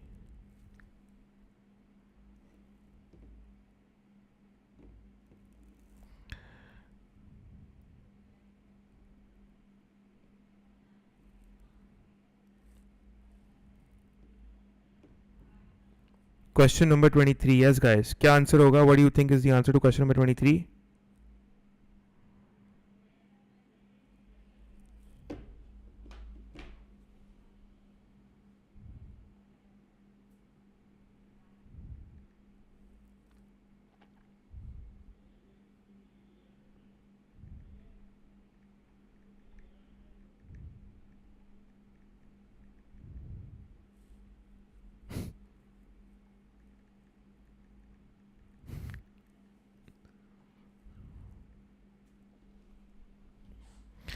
G. So the correct answer should be D for David. The reason being is, I know a lot of you might be thinking that if they raise the interest rates, then there would be more hot money inflows, and that would appreciate the currency, and hence it should rise. A lot of you people might have marked C as the correct answer, but C is wrong. I'll tell you why C is incorrect. The reason is that both UK and US have increased their interest rates, right? So, which means that higher interest rates in the US would mean more capital inflows into the US. So demand for dollars would appreciate and dollar would appreciate, while higher interest rates in the UK would mean more capital inflows into the UK. So demand for pounds would appreciate, and the pound would dip. Pound would appreciate, which means that the USD will depreciate against the pound. So higher interest rates in the US would appreciate the USD against the pound, but then higher interest rates in the UK would also appreciate pound against the USD, which means USD will depreciate against the pound. So we don't really know whether USD is appreciating or depreciating. Depends upon on relativity here, which means that it depends upon whose interest rates rose more. If UK's interest rates rose more than US, then USD will depreciate against the pound, and if US interest rates rose more than UK, then USD will appreciate. So as far as the question is saying what will happen to the exchange rate of the US, we are uncertain about it. Depends upon how much does UK increases interest rates as compared to relative to the US. The outcome is uncertain. That is why we can't certainly say. It will not remain unchanged to nahi hoga. I mean, it will not remain unchanged.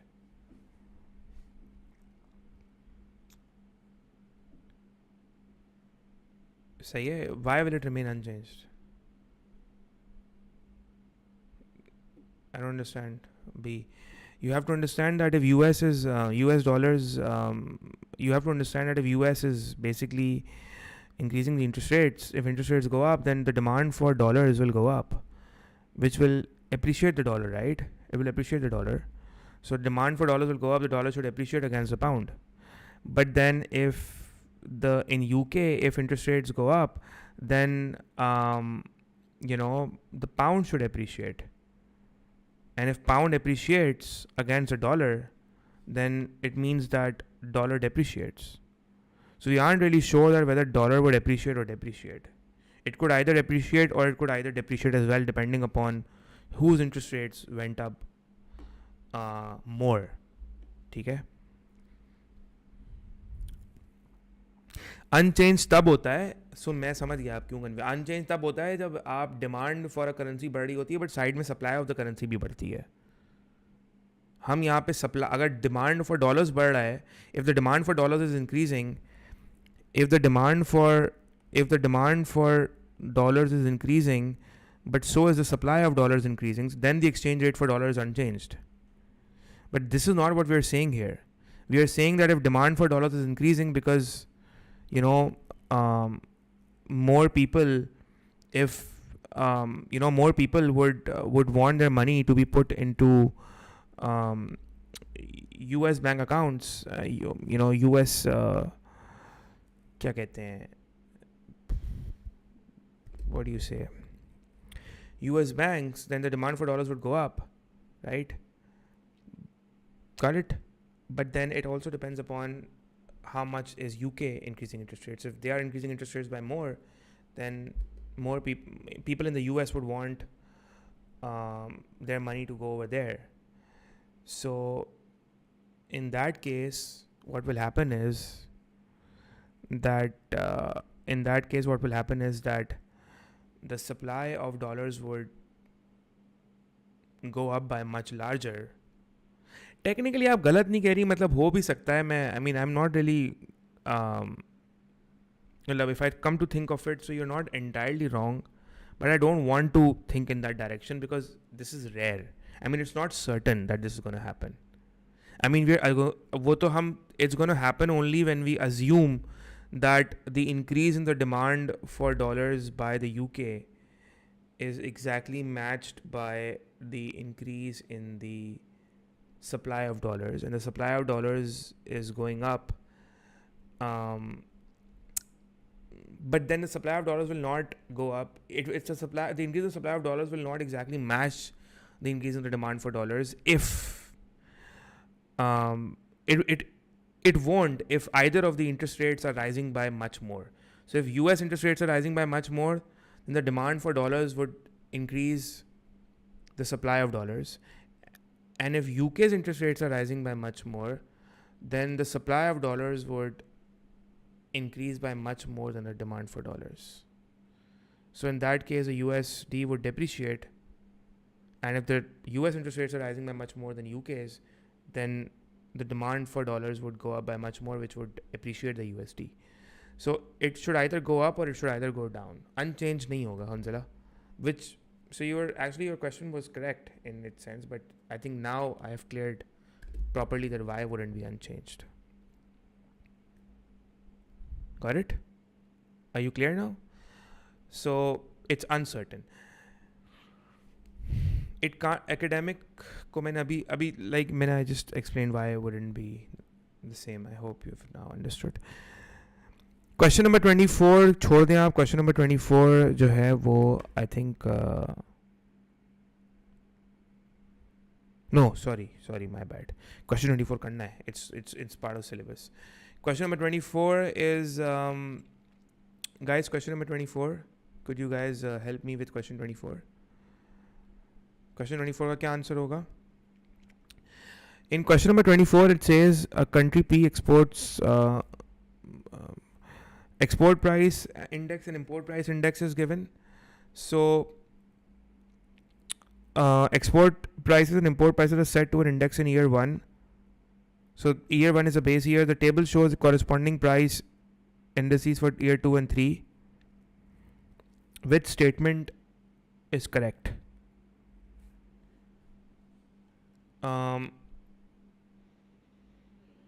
Yes guys, which statement is correct?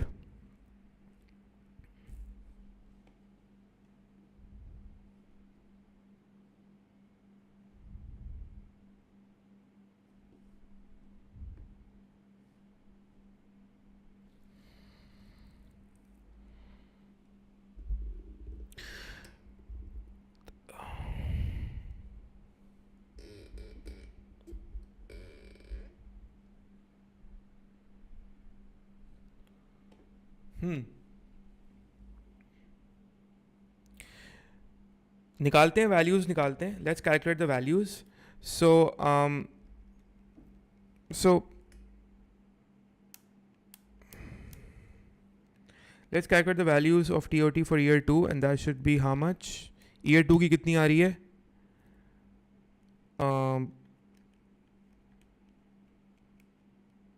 Year 2 की तकरीबन 109 आ रहा है ना index. TOT is 109 because you divide 120 upon 110. That's the index ratios of export price over import price index का ratio आ गया, times 100 gives you the index number. So 109, and then इसका भी 109 आ रहा है. So I think it should be C, the terms of trade improve between year 1 and 2. Year 1 and 2 they improve, right? Because in the base year, which is year 1, the TOT was 100, and then in year 2 it went up to 109, which is showing an improvement in TOT. Improvement in TOT, by the way, does not means an improvement in macroeconomic indicators. And ये तो paper 2 वाली बात है, but I hope you know that paper 1 maybe they have tested some scenarios. But question number 24 should be C. Okay, 1.0909 academic is the ratio. It is not the TOT. It is a ratio of the export price index over import price index. You need to multiply that by 100 in order to calculate the index number. You have to convert the ratio into an index. Question number 25, the diagram shows in the diagram, MN is the production possibility curve of a country that has a competitive advantage in the production of good Y. What might enable the country to consume the quantities of X and Y indicated by point R? G. So, yes, question number 25. So technically you can never be outside the PPC. It is only through specialization and international trade that you can be outside the PPC. You can consume outside the PPC. So for question number 25, I mean, the reason why you're outside your production possibility curve is because you are trading, right? That is the only reason why you're outside your PPC. So the correct answer for this should be that, trade enables consumption, beyond the PPC should your D should be the correct answer, I guess. 25 should be David, because you are consuming more than what you're producing. So that could only happen through more participation in international trade. Question number 26 says, what is the difference between question 26?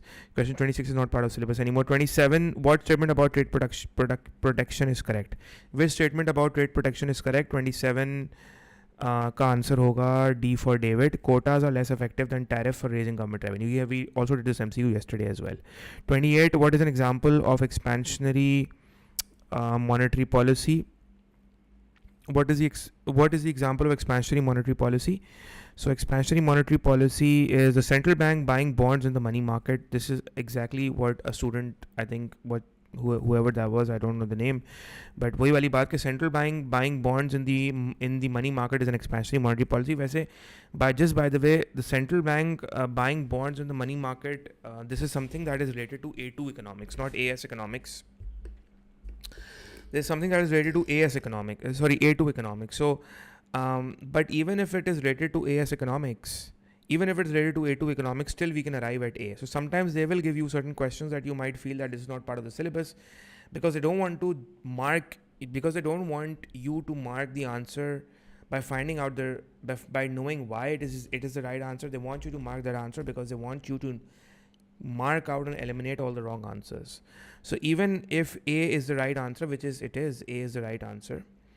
If the central bank is going to buy government bonds in the money market, that is basically going to, what that does is that the central bank that will actually increase the money supply. Now, why will that happen? ये आप छोड़ दें, इसके लिए A2 आपका wait कर रहा है, inshallah, next year. So you don't need to enter into the discussion how does the central bank buying bonds in the money market has an impact on money supply. So it is beyond AS syllabus. That is why so although answer option A is correct, but so let's look at by B, C and D is incorrect. The central bank causing an appreciation of country's foreign exchange, this will reduce net exports, so this will reduce AD. it cannot be an expansionary monetary policy. That is why this is incorrect. The central bank increasing controls on credit lending. If the central bank increases controls on credit lending, it is reducing the commercial bank's ability to loan out money. And if commercial banks reduce the amount of loans they make, then borrowing goes down, and then spending goes down, and AD goes down. So this is also not correct. This is a contractionary monetary policy. Central bank increasing the interest rates. Minimum lending rate of interest, up simple, it's just treated as interest rates. Central bank increasing the interest rates would again be contractionary monetary policy. This is incorrect, which leaves us with only answer option A. Now, even if you don't understand why is A the correct answer, but we can actually mark B, C, and D incorrect answers. A lot of times you will hear students saying, oh, you know what, that answer option was not part of the syllabus. Well, that wasn't, but then B, C, and D were part of the syllabus, and any good student could mark out the wrong answer, so which leaves us the right answer, which is A. Got it? Everyone good, guys? Question number 29. China had 155 billion current account surplus. What combination of policies might the Chinese government use to reduce the surplus? Which policies would China use? Which policies might the Chinese government use to reduce the surplus? G. So 29, the correct answer should be A for alpha, reducing taxes, income taxes. Because if you reduce income taxes, you increase disposable incomes, which means that more could be imported now. So it increases imports. And if you appreciate the yuan by increasing the value of the Chinese currency, you make imports cheaper and exports less competitive. So both these effects together reduces net exports, and that reduces that would just make your surplus to go down. ठीक है? A is the correct answer. We need to come up with a policy that will reduce the exports and increase the imports. That's all, in order to reduce the surplus. And that is why A is the correct answer. बाकी सारी policies में ये नहीं हो रही है. I mean, you can. Why not C? Increasing subsidies to Chinese firms and reduce income tax. Reducing the income tax could increase imports, but then giving out more subsidies would reduce the cost, and that could have an impact on exports as well. It could make the exports more competitive, and hence that could increase the exports. And like I said, reducing the surplus means to reduce exports and increase imports. That is why C is incorrect. Got it? Question number 30 says, in an economy prices are rising, the government wishes to limit the further increase in prices. Which policy would it likely to use? The government wants to limit the increase in prices. It wants to lower inflation, basically. So contractionary monetary and fiscal policy, and C is the correct answer. Increasing interest rates is a contractionary monetary policy. Decreasing government spending is a contractionary fiscal policy. By the way, CF is nothing. There's CF, CM कुछ नहीं होते. मैंने खुद ऐसे लिख दिया है. So we are done with this paper. Now let's take a 5-minute break. We'll come back. I want you guys to stick with me with variant 3. Variant 3 has a bit of graphs as well. So we'll finish this up. It has some new MCQs as well, some more confusing ones as well. So let's take a 5-minute break, and then we'll wind up variant 3, and then we'll be back. Okay, guys?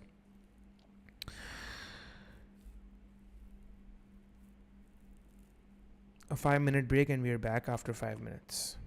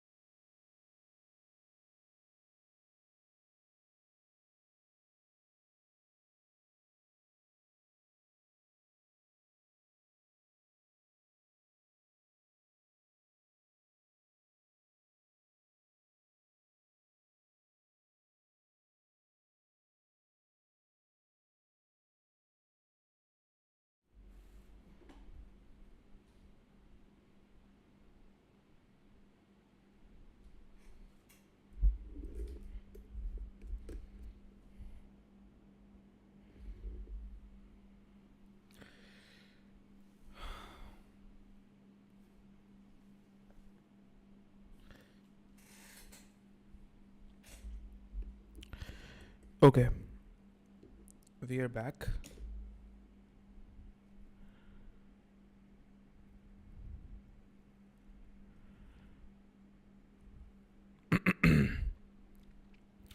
Okay, guys, we're back. Let's quickly wrap this up, and we're starting with this variant. Question number 1 says XY is the PPC of a firm that produces desks and chairs. What is the opportunity cost of the fourth and the fifth desk produced by the firm? What is the opportunity cost that is produced? What is the opportunity cost of the fourth and the fifth desk produced by the firm? So if you produce the fourth desk, then if you move on from the third to the obviously you're moving from the third to the fourth, because it says the fourth desk, which means that you're moving from third to the fourth. It's representing a marginal increase. So on the third desk you're actually making 4 chairs. On the fourth desk you're making only 3 chairs. So you're actually foregoing 1 chair by producing the fourth desk, and for the fifth desk you are making 0 chairs. So you're foregoing 3 chairs. So when you make the fifth desk, you forgo 3 chairs. When you make the fourth desk, you forgo 1 chair. So it's -1, -3. Got it? So the correct answer is A for apple. The correct answer is A for apple. Got it, guys? Because when you make the fifth chair, when you make the fifth desk, you make 0 chairs at that point. So the correct answer is A for apple. Got it? Question number 2 says a government proposes to introduce a road congestion charge that would require private motorists to pay for a toll for road use. Which statement relating to the proposal is normative? Again, a very easy question. The correct answer should be bus passengers will benefit at the expense of motorists. This is a positive statement. It's an objective statement. It's a positive statement. The correct answer should be David. The proposal will be unfair to motorists who have no alternative means of. Because when you say that something is unfair, it is a normative statement because it's a value judgment, right? Something you're saying it's unfair, then that is definitely a value judgment. So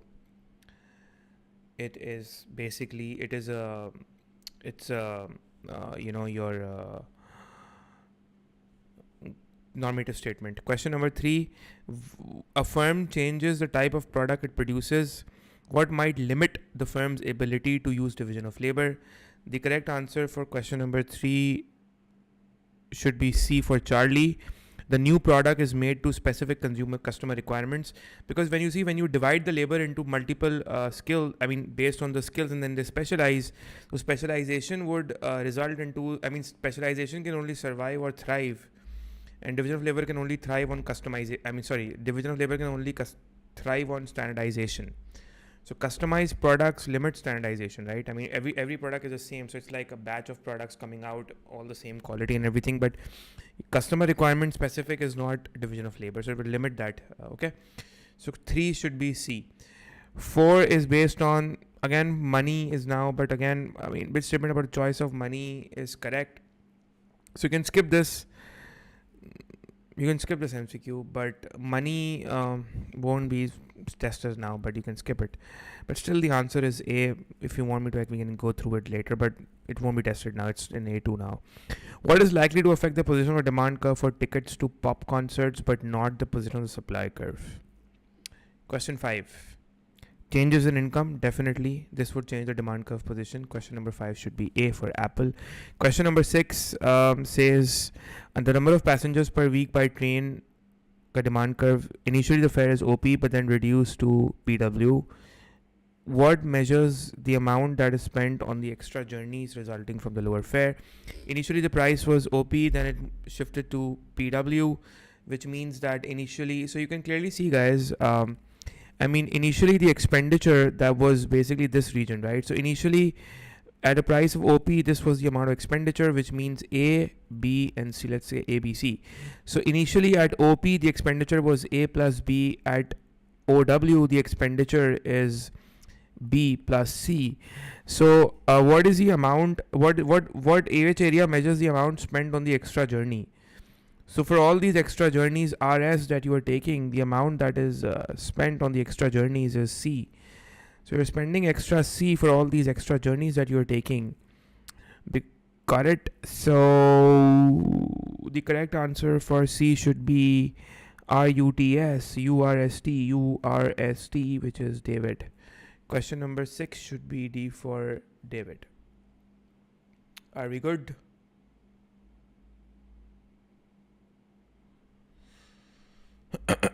Question number 7 says the diagram shows the demand curve for a product. If the rectangle OLMN is equal to the rectangle OPQR, which statement is correct? Question number 7, the correct answer, guys, should be A for apple, because it's a unit. I mean, this is representing the expenditure, right? So if this expenditure is exactly the same as this expenditure, it means that the rise in price results in the same proportionate fall in QD, which means that PED equals to 1, right? PED equals to 1. किसका C नहीं है?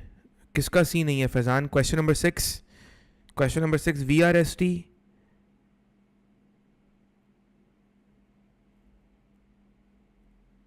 Which area measures the amount spent? Amount spent price times Q होता है. VRST, तो VRST is not this. I mean, expenditure है ना बेटा. Expenditure, when the price is OW, you're actually taking OS journeys, which means that this is the total expenditure that you're taking. But out of this much was already spent before as well when you were doing OR journeys. So the extra journey is basically, extra journeys is RS, which is representing this expenditure that you're doing at a price of OW. Okay, so it should be, this is the rectangle, that is expenditure. URST is the expenditure.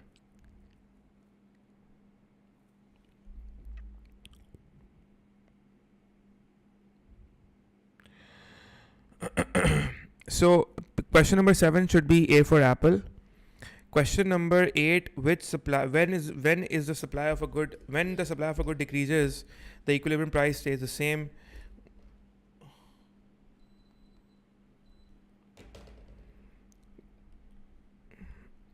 The supply is decreasing, but the equilibrium price is staying the same, which means that the price, the PED is unitary. Sorry, the PED is infinite. So D is the correct answer, 8D. Question number 9, the curve in the diagram shows a relation between price and quantity. It has not been given a label. What is the accurate description of the curve? This is simply perfectly inelastic supply. So it's perfectly inelastic supply. It could be perfectly inelastic demand as well. ये perfectly inelastic demand भी हो सकता था, but you know that option is not given to us. So we'll select perfectly inelastic supply.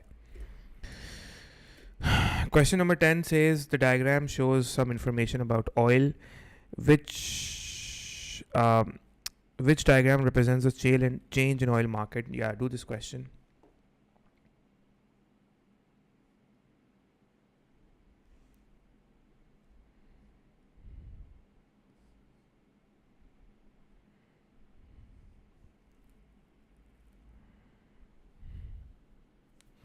Question number 10. The correct answer, guys, for question number 10, the correct answer to question number 10 is boy. Yep, that is correct. Question number 10 should be boy. No, it can't be David. It's boy. And the reason why we are saying it boy is because you can clearly see that the world oil production is going up. The graph of world oil production is going up. So the supply is going up. World oil production will go up. Then the supply of oil goes up. The supply of oil goes up. Then it says since oil is sold in our international currency, US reserve currency dollar.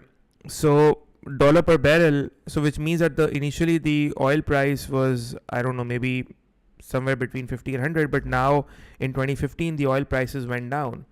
So in 2013 the oil prices, up till 2013 the oil prices were somewhere around this range basically. इस range में oil prices थी, in this range. But then the oil prices went down, right? So now the oil prices is below 50. So which means that oil prices are going down. So if the oil prices are going down, so which so the question says, the question says which diagram represents the change in the oil market. So the correct answer would be that there is a rise in the supply of oil, because world oil production is simply going up. I mean, obviously that would mean that the oil prices are going down. So this sort of makes sense that the supply would go up and the oil prices would go down. Supply is going up, oil prices are going down, and this could perfectly be captured by the diagram B, where supply is going up, the price is going down. Got it? It cannot be D. It cannot be D because supply is falling in D and demand is rising, which is totally incorrect. Question number 11 says, in which set of circumstances will price play no part in determining how resources are allocated between alternative uses, but may still have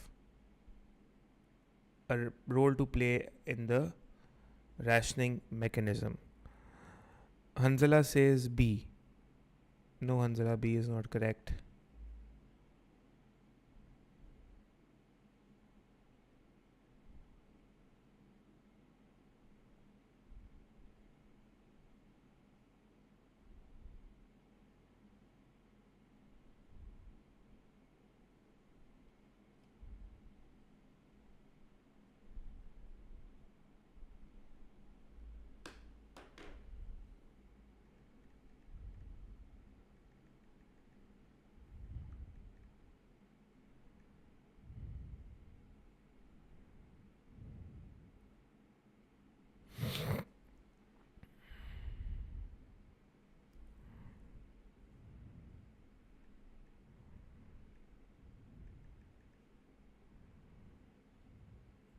जी, क्या answer है बेटा इसका?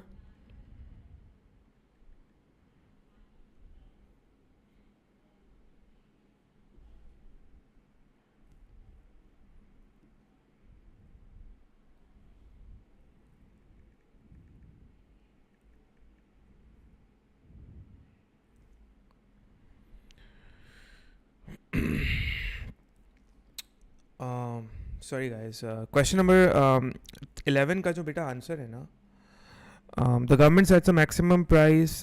No, I mean 11 का जो correct answer होगा, the quantities of consumer goods are determined by the government, because when the quantities of the quantities of the government will be determined by the government. So see, the thing is that if the quantity is determined by the government, so the government will decide what, how, for whom to produce. So the government is deciding through via the central planning.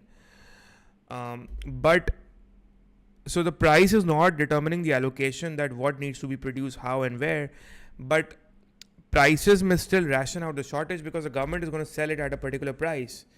And let's say even if the government is selling something at a very low price, it will still ration out some consumers. I mean, some consumers will still not be able to. Let's say if the ticket to going in a government operated train is from $1, and a person earning less than $1 a day would still not be able to afford it. So the government is going to still ration out those people who the price doesn't really, although the prices would be low, but still it will sort of ration out. In which set of circumstances will price play no part in determining how resources are allocated between the alternative users, but may still have a role in the rationing mechanism? यहाँ पे वो बच्चे फंस जाते हैं जो रट्टेबाज होते हैं ना, जो रट्टे लगा के बैठे होते हैं पेपर 2 में, जिनको बस रट्टा आता है, रट ली चीज़ें, समझी नहीं है कॉन्सेप्ट्स, वो फंस जाते हैं यहाँ पे MCQs के पेपर में. सो रैशनिंग मैकेनिज्म जो है वो ऑपरेट करेगा इन C as well, because the price will still ration out the fact that those people will not purchase that product who cannot afford it. So the rationing function very much stays there. Although yes, no allocation needed. Okay guys, question number 14 C. Got it? Everyone, are we good? Yes or a no? Question 11, is it yes? So the government is determining the output quantities, in what quantity do we need to sell that product, but the price will still ration some people out. Question number 12 says, what is necessary for consumer surplus to be zero? For consumer surplus, such an easy peasy question. For consumer surplus to be zero, demand has to be perfectly elastic. Because if the demand is perfectly elastic, it means that the consumers are willing to buy any quantity at the market price, which means the market price is the price that consumers are willing to pay. And if the willingness to pay is exactly equal to what they are paying, then there's no consumer surplus. So consumer surplus is basically zero here when the demand is perfectly elastic, because you're paying what you're willing to pay, so no surplus gained. Question number 13.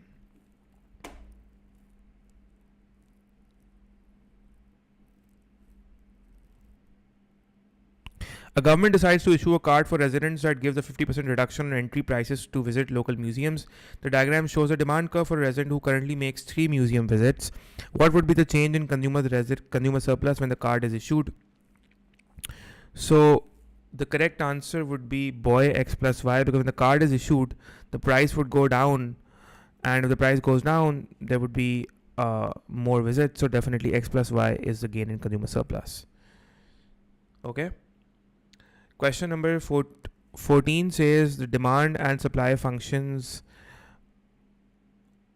are given, and with the government regulation, the current price is 15, right? What can be concluded? What can be concluded? So very easy. With the government regulation, the current price is 15. So can we calculate the quantity demanded as 1500 plus 50p? Take out your calculator. Is 1500 plus 50 times this. What is the price? It's 15. Now this is not the market price. It's the price set by the government. So what's the value of, what's the demand? 50 times 15 plus 1500. So the demand is 2250. What is the supply? The supply equation is 300p minus 2000. So 300 times 15 minus 2000 minus 2000. The correct answer should be 300 times 15 minus 2000. I shouldn't be doing these calculations, guys. You should be telling me these numbers, okay? So the answer is 2500. So the demand is less than supply, which means there is excess supply, I guess. So question number 14 should be, David, there's excess supply, which would only happen when you have an effective minimum price. So iska diagram is also simple. I mean, this is supply, demand, and the demand is 2250 while the supply is 2500, and this distance is represented. This is your minimum price, right? This is your minimum price. 15. Which element of a tax and benefit system is regressive? Regressive taxes are taxes that requires it takes a great proportion of your income in tax as the income goes up. So as your income goes up, you are paying, sorry, my bad, ulta bol diya. As the income goes up, you are paying a higher proportion of your income in tax. Phir ulta bol diya. As the income goes up, you're paying a lower proportion of your income in tax, which is regressive. And as your incomes are low, or with people with low incomes would end up paying a higher proportion of income in tax, which means that for people whose incomes are low, the average rate of tax is much higher when you have a regressive tax system. But for people who are rich or with higher incomes, the average rate of tax is much lower. That is what a regressive tax is. So 15 should be boy. Specific tax is an indirect tax. We know that they are regressive. Question 16. Question number 6 C nahi hoga Hunzala. The payment of a child benefit to family. This is just a. This is not a regressive or something. Payment of child benefit to family is a transfer payment. Question number 16. This is just a normal transfer payment given. So it's nothing to do with this MCQ. The government decides to encourage apple consumption. It subsidizes apple growers. The diagram shows the market for apples. Yes, guys. Come on. What's question number 13? The answer to question number 13. The answer to question number 13.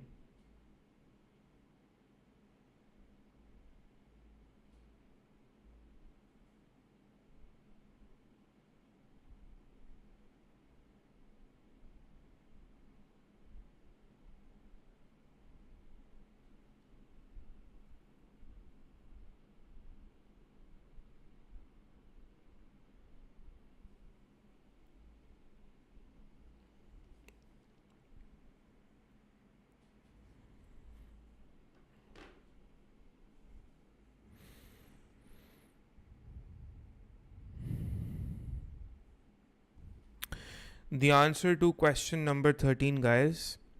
The answer to question number 13 is C, P1, P3, because when you subsidize, you are basically producing Q2 units, and the cost of producing Q2 units is this. This point is reflecting the cost of producing the Q2th unit, while this is the demand, which is actually your willingness to pay. So ideally, you need to understand that if you are producing this particular goddamn unit, then the cost to produce this goddamn unit is this much, which is the cost to produce it, the marginal cost to produce it, while demand reflects the willingness to pay. So these bloody consumers are only willing to pay P1, and it cost the producers P3 to produce. So it's like this goddamn unit being costed P3 to make, while these goddamn consumers are only willing to pay P1. So why should the supplier produce something which the consumers aren't really willing to make it?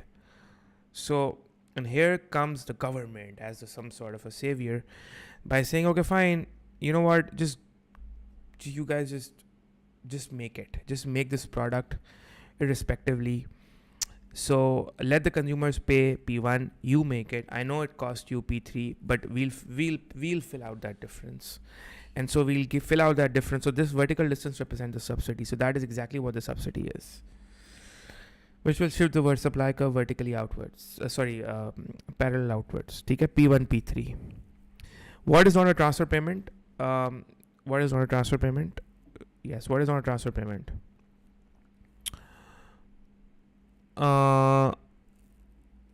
Question number 17, David. Not a transfer. Payment made by workers to compensate employees. So payment made to employees is definitely a compensation for productive work.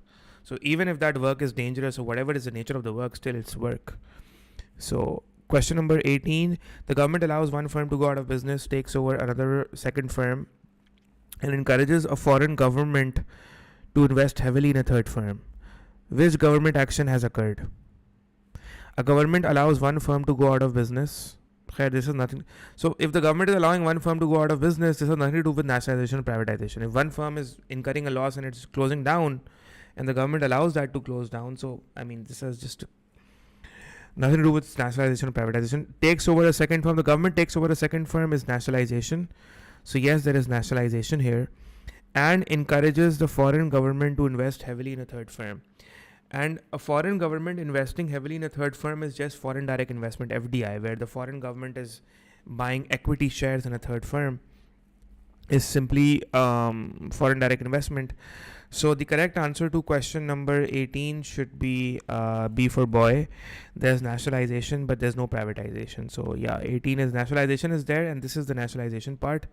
This has nothing to do with nationalization and privatization. Neither is the FDI part, nothing to do with privatization or nationalization.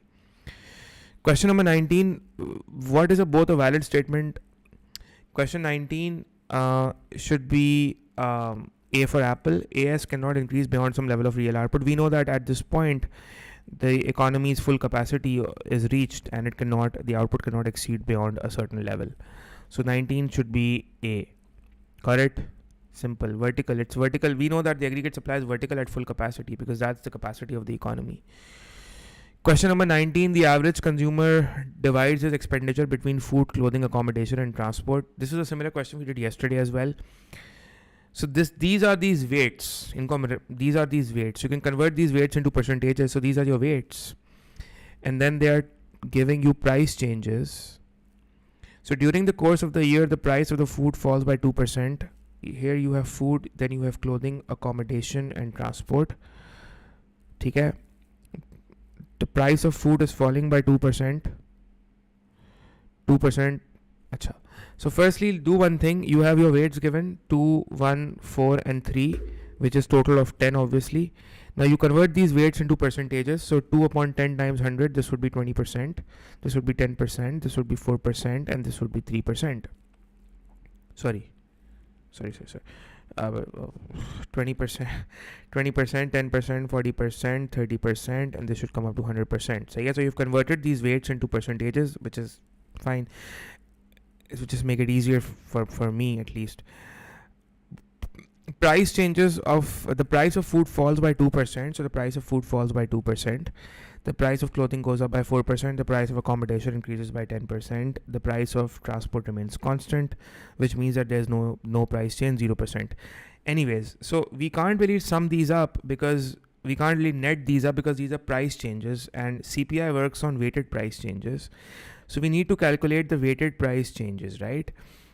So 20% times 2. You need to multiply the weights by the price change, which means that you need to multiply 20% by 2, right? The price is going up by 2%, but we know that the price is going up by, in terms of percentage, going up by 2%, but that value is 2, which means that now, based on how much expenditure people do on these basket of goods, how much of the income is spent accordingly on food, clothing, so that would give us a more true view. 20% of 2 is what? 40, which means that the price is going down by 40%. Okay. Then 10% of 4. नहीं, क्या कर रहा हूँ मैं? I don't. This is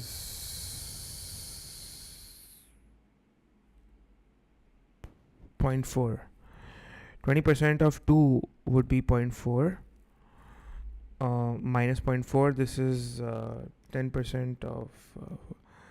This is 0.4 plus 0.4. This is 4 plus 4, and then 30% of 0 would be 0, which means that we are left with 4%. So my pass weighted price changes, we got these weighted price changes, and this just ends up to 4%, which means that actually this 4% is it's a rate of inflation. This 4% is telling us that prices went up by 4%, right? And we don't really have the index number of the previous year, but let's assume that if the index number of the previous year was, 100, then the current price index should be 104. The CPI should be 104, and the rate of inflation is 4%. So that's it. That's the answer. 4%. B should be the correct answer. 20 boy, got it? 21. Yes, 21. Do 21 yourself. Do 21. I'll help you guys, but do first try doing 21.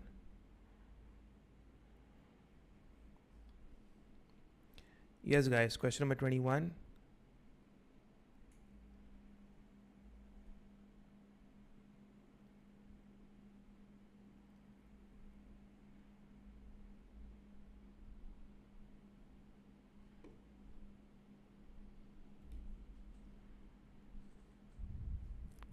Question number 21. So you have the export of goods and export of services given. So you have total export given, import of goods, and so total export of goods. We don't have the export of goods. We need to find that out. Import of goods and import of services is given. Total import is given. Then balance of trade in goods is given. In goods and services is given.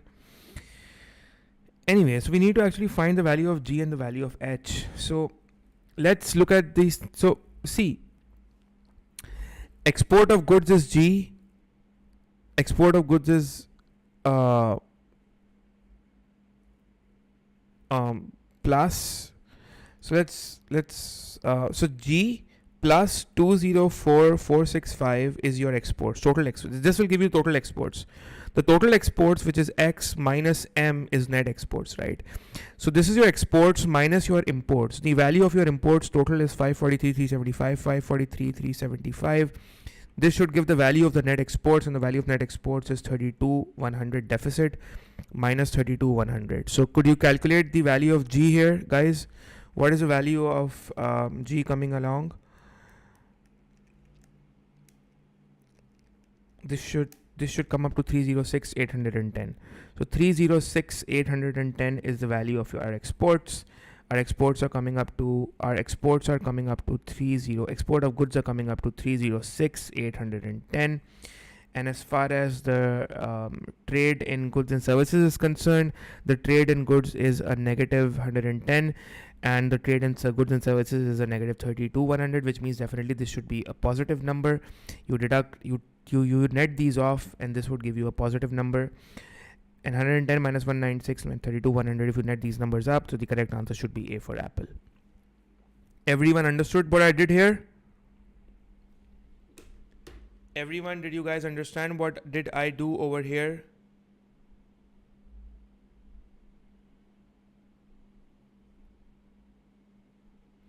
Okay guys, question 21. We got it? Good to go? Everyone good to go? Okay, I'll repeat it. Now, look at this. You have export of goods, export of services, and then you have total exports. Total export of goods and services together. मतलब, you know, ये मिला के दिया हुआ है G plus 2 से. Then similarly, you have import of goods, import of services, which is this. Now, then you have trade in goods, trade in services का balance दिया हुआ है. Balance means के individually, so you see export of goods, देखें बहुत मतलब आप directly भी trade in goods and service, trade in services की value you can actually come up directly as well. You have export of services, you deduct the import of services. So you have like 204,465 minus 126,369. You'll automatically arrive at 78,096. So the value of H should be 7809. इस तरह भी निकाल सकते हैं आप, ठीक है? Now let's calculate the value of our exports. Now exports is 511275, right? And this is actually G plus 204465, which is export of goods and services मिला के है. This is export of goods, this is export of services. So you add them up, you get total exports, which is 511275. Now this value should automatically be equal to 511275, right? But 511275 is not really required right now. Anyways, you deduct this, you minus the value of your imports, which is 543,375, the value of your total imports, and this should equal the total trade in goods and services, that is 32,100. That is negative 32,100. So now you have a simple math equation and you can find out the value of G. Okay? And if you, okay, so the value of G should come up to 306810. Okay guys, understood? अभी सबको clear है? 306810 आ जाएगा इससे. Everyone clear? 306810. How are we arriving at 306810?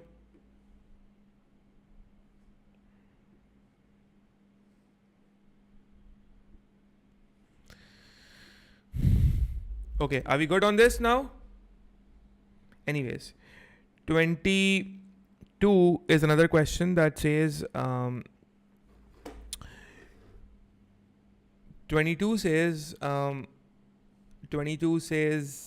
pound जो है वो आपका, we know that, you know, a pound is 1.48, but then the pound depreciated to $1.32. So the question says, what is the likely to be the short-term impact? So if the pound depreciates, imports would become more expensive, and if imports become more expensive, that would result into cost push inflation. So the correct answer for 22 is boy. It would result into more cost push inflation.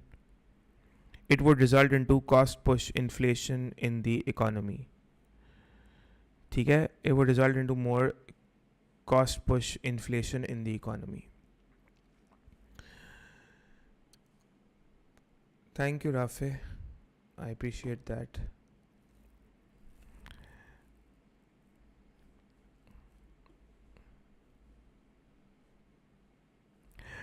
Question number 22 is boy. It would result into more cost push inflation in the economy, and the reason is that as the pound would depreciate, we know that depreciation means that imports get expensive, and if imports would get expensive because of the pound being depreciated, it would definitely result into cost push inflation because you will end up buying more expensive raw material, and you do have countries do have dependencies on other countries on raw materials, so that would result in, and all the rest of the answers are incorrect. Increased disinflation, this is incorrect as well,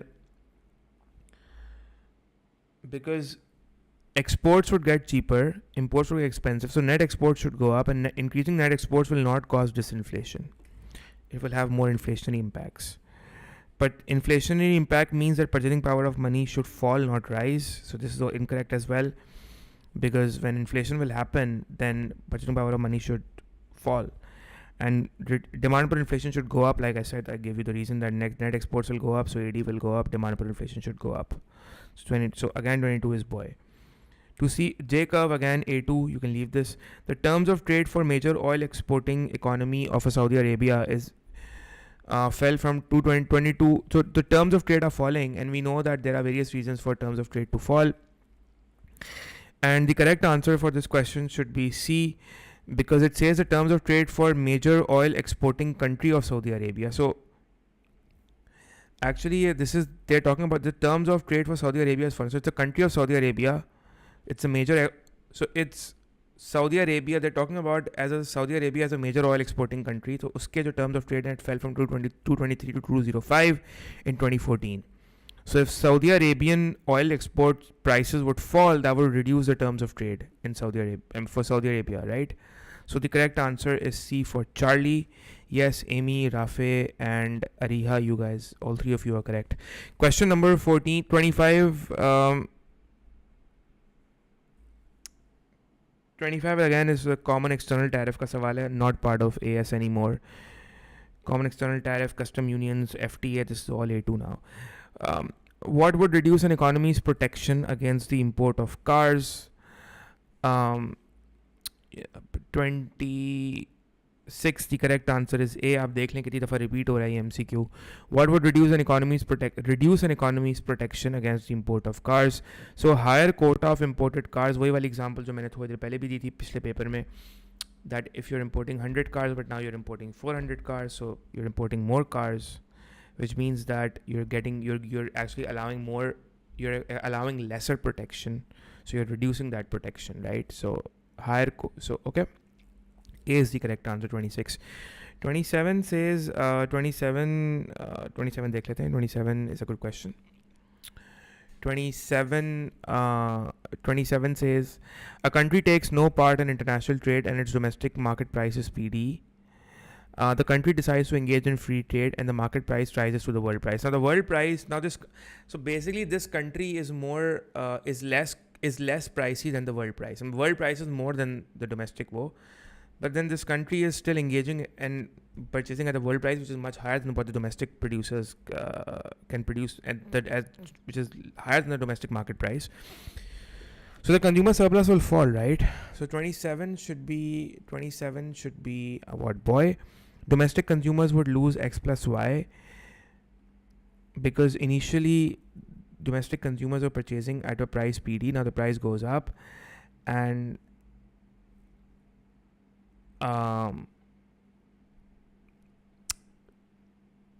so as the price goes up,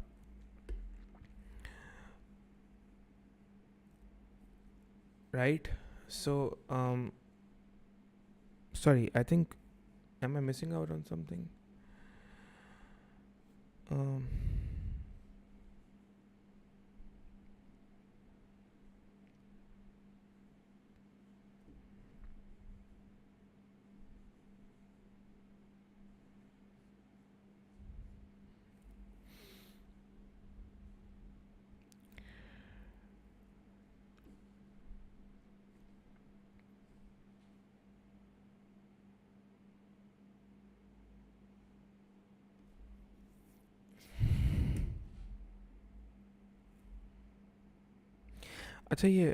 They're talking about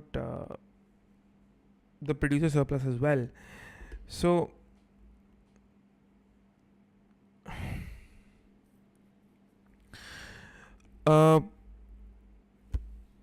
एक second.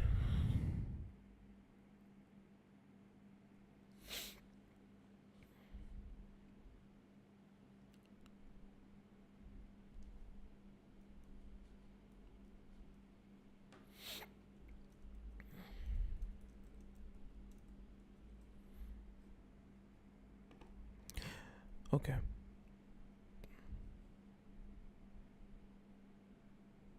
let me go through this question again, just a minute. I think जो उसका मेरे पास solution PowerPoint पे है वो messed up है थोड़ा.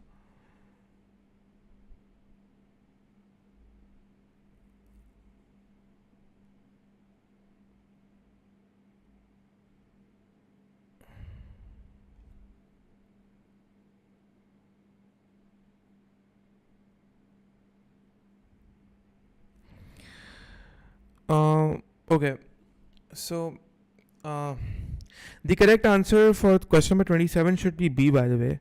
That domestic consumers would sort of lose X plus Y, and the reason why domestic consumers would basically lose X plus Y is because the reason being very simple is because domestic consumers would lose Y because obviously they are not purchasing any of these units anymore that they were producing before, they were consuming before, and they'll lose X because now they are paying a higher price for the same unit. So domestic consumers are going to lose X plus Y.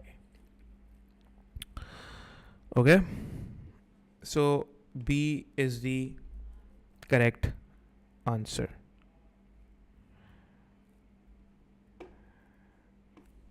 Okay.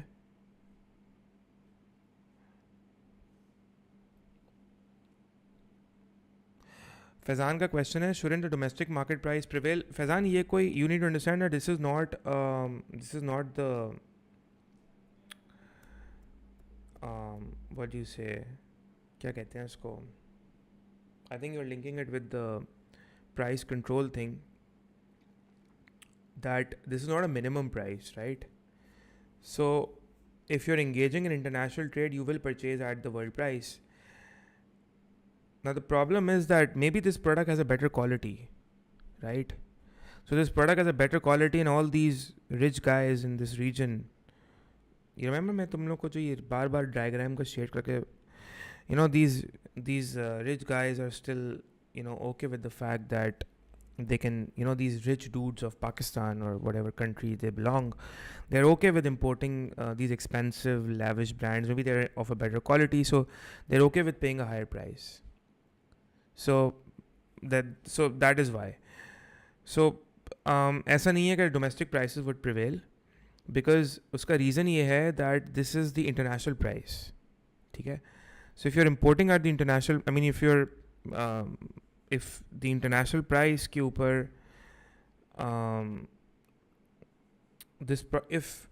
if you're basically gonna produce and consume at the international price, then definitely the consumption would be lower, and all of these units that were being consumed before would not be consumed anymore. And if these units would not be consumed anymore, the consumer would lose area Y, and these area Y would be lost because of lost trades, lost trades, and because all of these units are not consumed anymore. So these consumers, these guys, won't be able to afford a higher price, so they exit the market because they can't really afford. So these guys on this part of the demand curve, they'll just exit the market because for all these units they can't afford that price, a higher price. So these are lost trades, so lost consumer surplus. And plus, this box X is also loss of consumer surplus, but this is lost because all these units were initially being bought at a lower price of PD, but now all these units are being bought at a higher price of PW. So this is loss of consumer surplus because of higher price. So X plus Y is a loss of consumer surplus. Okay guys, so I'm sorry, वो just मेरा PowerPoint का थोड़ा presentation is a bit आगे पीछे हो गए थे उसके answers. But anyways, sir, the producer surplus will include no, the producer surplus will not include XYZ because the reason being that you are not consuming this much. The producer surplus will include XYZ when the consumer buys this particular quantity. The consumer is not buying this particular quantity at a price of PW. So the consumer is only buying this quantity. So the producer is not getting a revenue of the producer is not getting a revenue of PW per unit for all of this quantity. So the producer surplus is not going to be X, Y, and Z, right? Got it?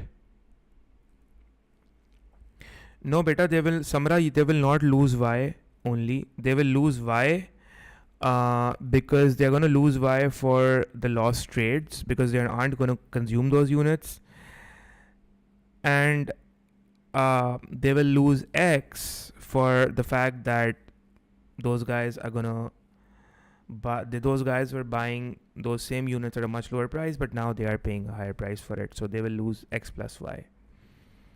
They won't lose Y only. Okay? So X plus Y is the loss of consumer surplus. Got it, guys? ठीक है? फैजान, आपका question का answer आपको मिल गया?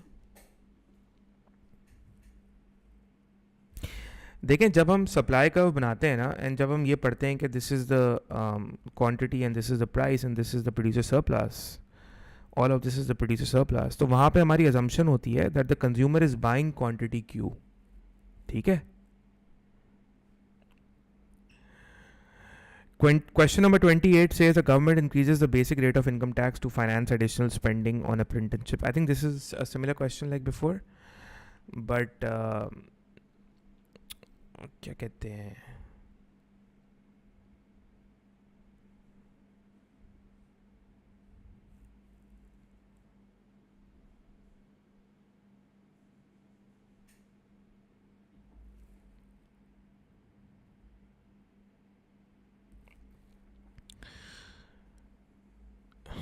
Okay क्या answer है हमारे पास? What is the answer to question number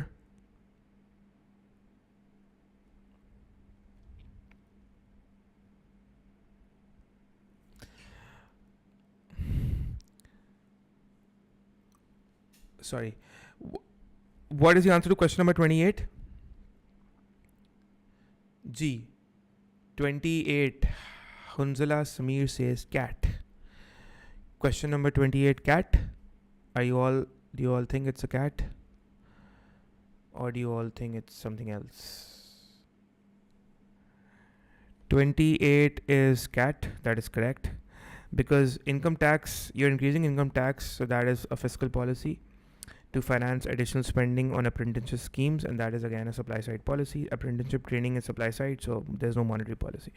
29, if an economy experiences a persistent trade deficit, it may choose to place tariff on import of manufactured goods. So question number 29, if an economy experiences a persistent trade deficit, it may choose to place tariffs on import of manufactured goods. G.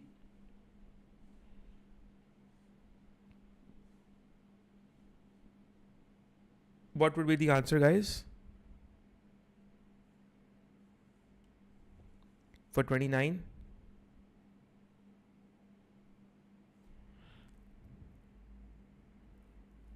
Sorry. कहाँ गया? ये रहा. Yes, guys, 29.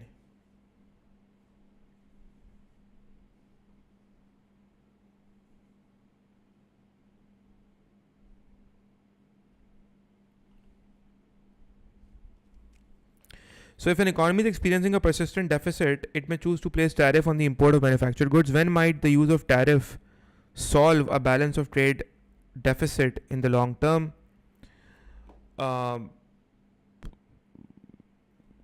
When the demand for when the supply of domestically produced goods is inelastic. So 29 is again 29 is D for David. It's not Charlie, guys. It's D for David. Interestingly, मैं चाह रहा था मैं इसका diagram भी आपको बना के दिखाऊं. Although diagram is not required, but you know, I just wanted to show you how this is actually working. क्यों है ऐसा? I'll show you. So this is your demand curve and this is your supply curve, and you have a tariff. Tariff है या नहीं है? Tariff है.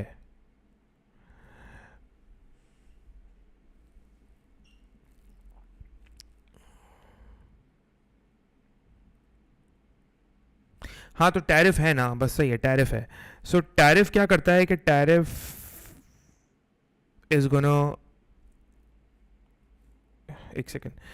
Tariff is gonna, so abhi right now your imports are, let's say, B minus A. So B minus A are your imports at the world price.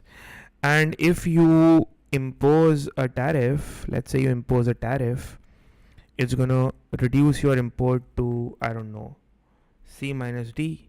So your imports goes down. Okay? Now what I wanted to sort of show you guys was that actually मैंने उल्टा बना दिया है. Sorry guys, I'm tired as well. 2 minutes सुन लें ज़रा please. I'll be really appreciate if you guys just give me 5 more minutes. मुझे demand inelastic बनानी थी actually पहले. So let's make the demand a bit inelastic. थोड़ी और inelastic कर देते हैं. Sorry, थोड़ी और inelastic कर देते हैं. So this is your world price. थोड़ा नीचे. This is your world price and this is your imports, which is B minus A. And you impose a tariff, and now the import goes down to C minus D. C minus D. The tariff is successful, but the question says when might the use of tariff solve a balance of trade problem? Or successful कब होगा? When the supply is inelastic. So if I make the supply as if I make the supply as elastic, let's say I make it like this. So if the supply would have been greater than 1, so right now the supply is less than 1, right? But if the supply would have been greater, so this is actually how you'll actually make this diagram. If the supply would have been greater than 1, Samrat, I'm explaining why is it D. So this would have been your original supply. So now I want you to look at the blue line. I want you to focus on the blue line. So this would have been at the world price. This would have been your supply A domestically, while this much would have been your demand domestically. So let's say A minus B would have been your imports at the world price. But now after tariff, you can clearly see that if the tariff is imposed, your supply goes up all the way to this point, while the demand goes all the way to this point. So you can see the difference in the reduction in imports had your supply been elastic versus inelastic. जब आपकी supply inelastic थी, when your supply was this curve, so if the tariff was imposed, the reduction in imports was this much. This much was the reduction in imports. Sorry, this much was still being, this much was being imported. पहले imports ये थी पूरी और अब ये हो गई थी, right? This much was being imported. But once you make the supply more elastic, then look at the size of the imports shrinking to so low, right? So that is because what happens is that the supply when your supply is elastic and when you increase the world price because of tariff, that really incentivizes producers and they immediately boost up production. So it's the reason why people would import much less when the supply is elastic is because those goods will now be available domestically.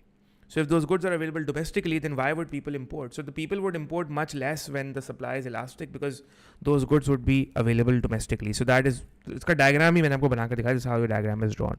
29 is David. Okay. 30. Oh guys, 3 hours. 30.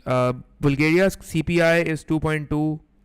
Deflation and negative inflation. In May, the annual rate of inflation was 1.4%.